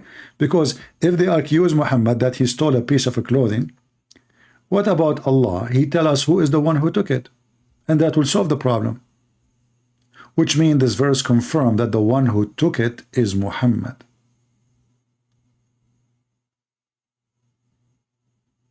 Don't Allah knew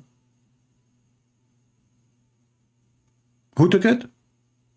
Instead of saying it's not Muhammad who took it, tell us who took it. And that will be really good. I mean, Allah supposedly is a God, and he can see everything. And now this is the time you can show us that you know everything. What the Quran says confirm two things: that Allah do not know,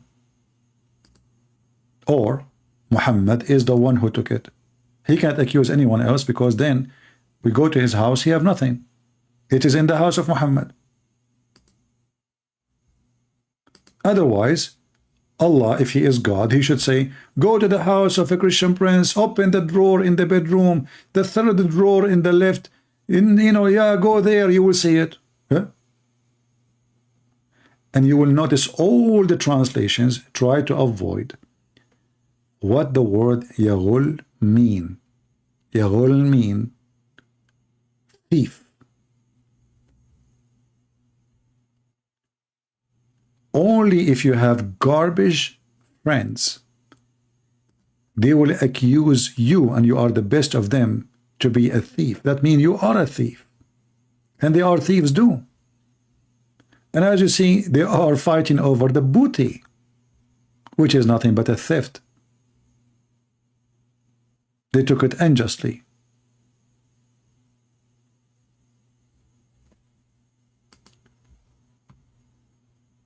You know, in the Middle East we say, tell me who is your friends, I will tell you who you are. You want to know somebody, see who goes out with who. What kind of people he associate with.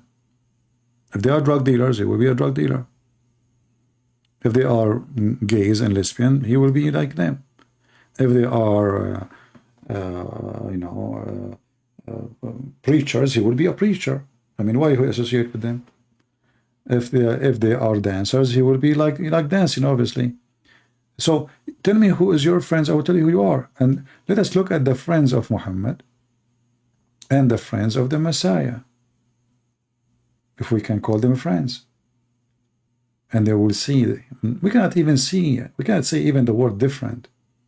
Different mean nothing, actually. The compare here is hilarious. And right away you will find that Muhammad is nothing but the biggest scam ever come to this earth.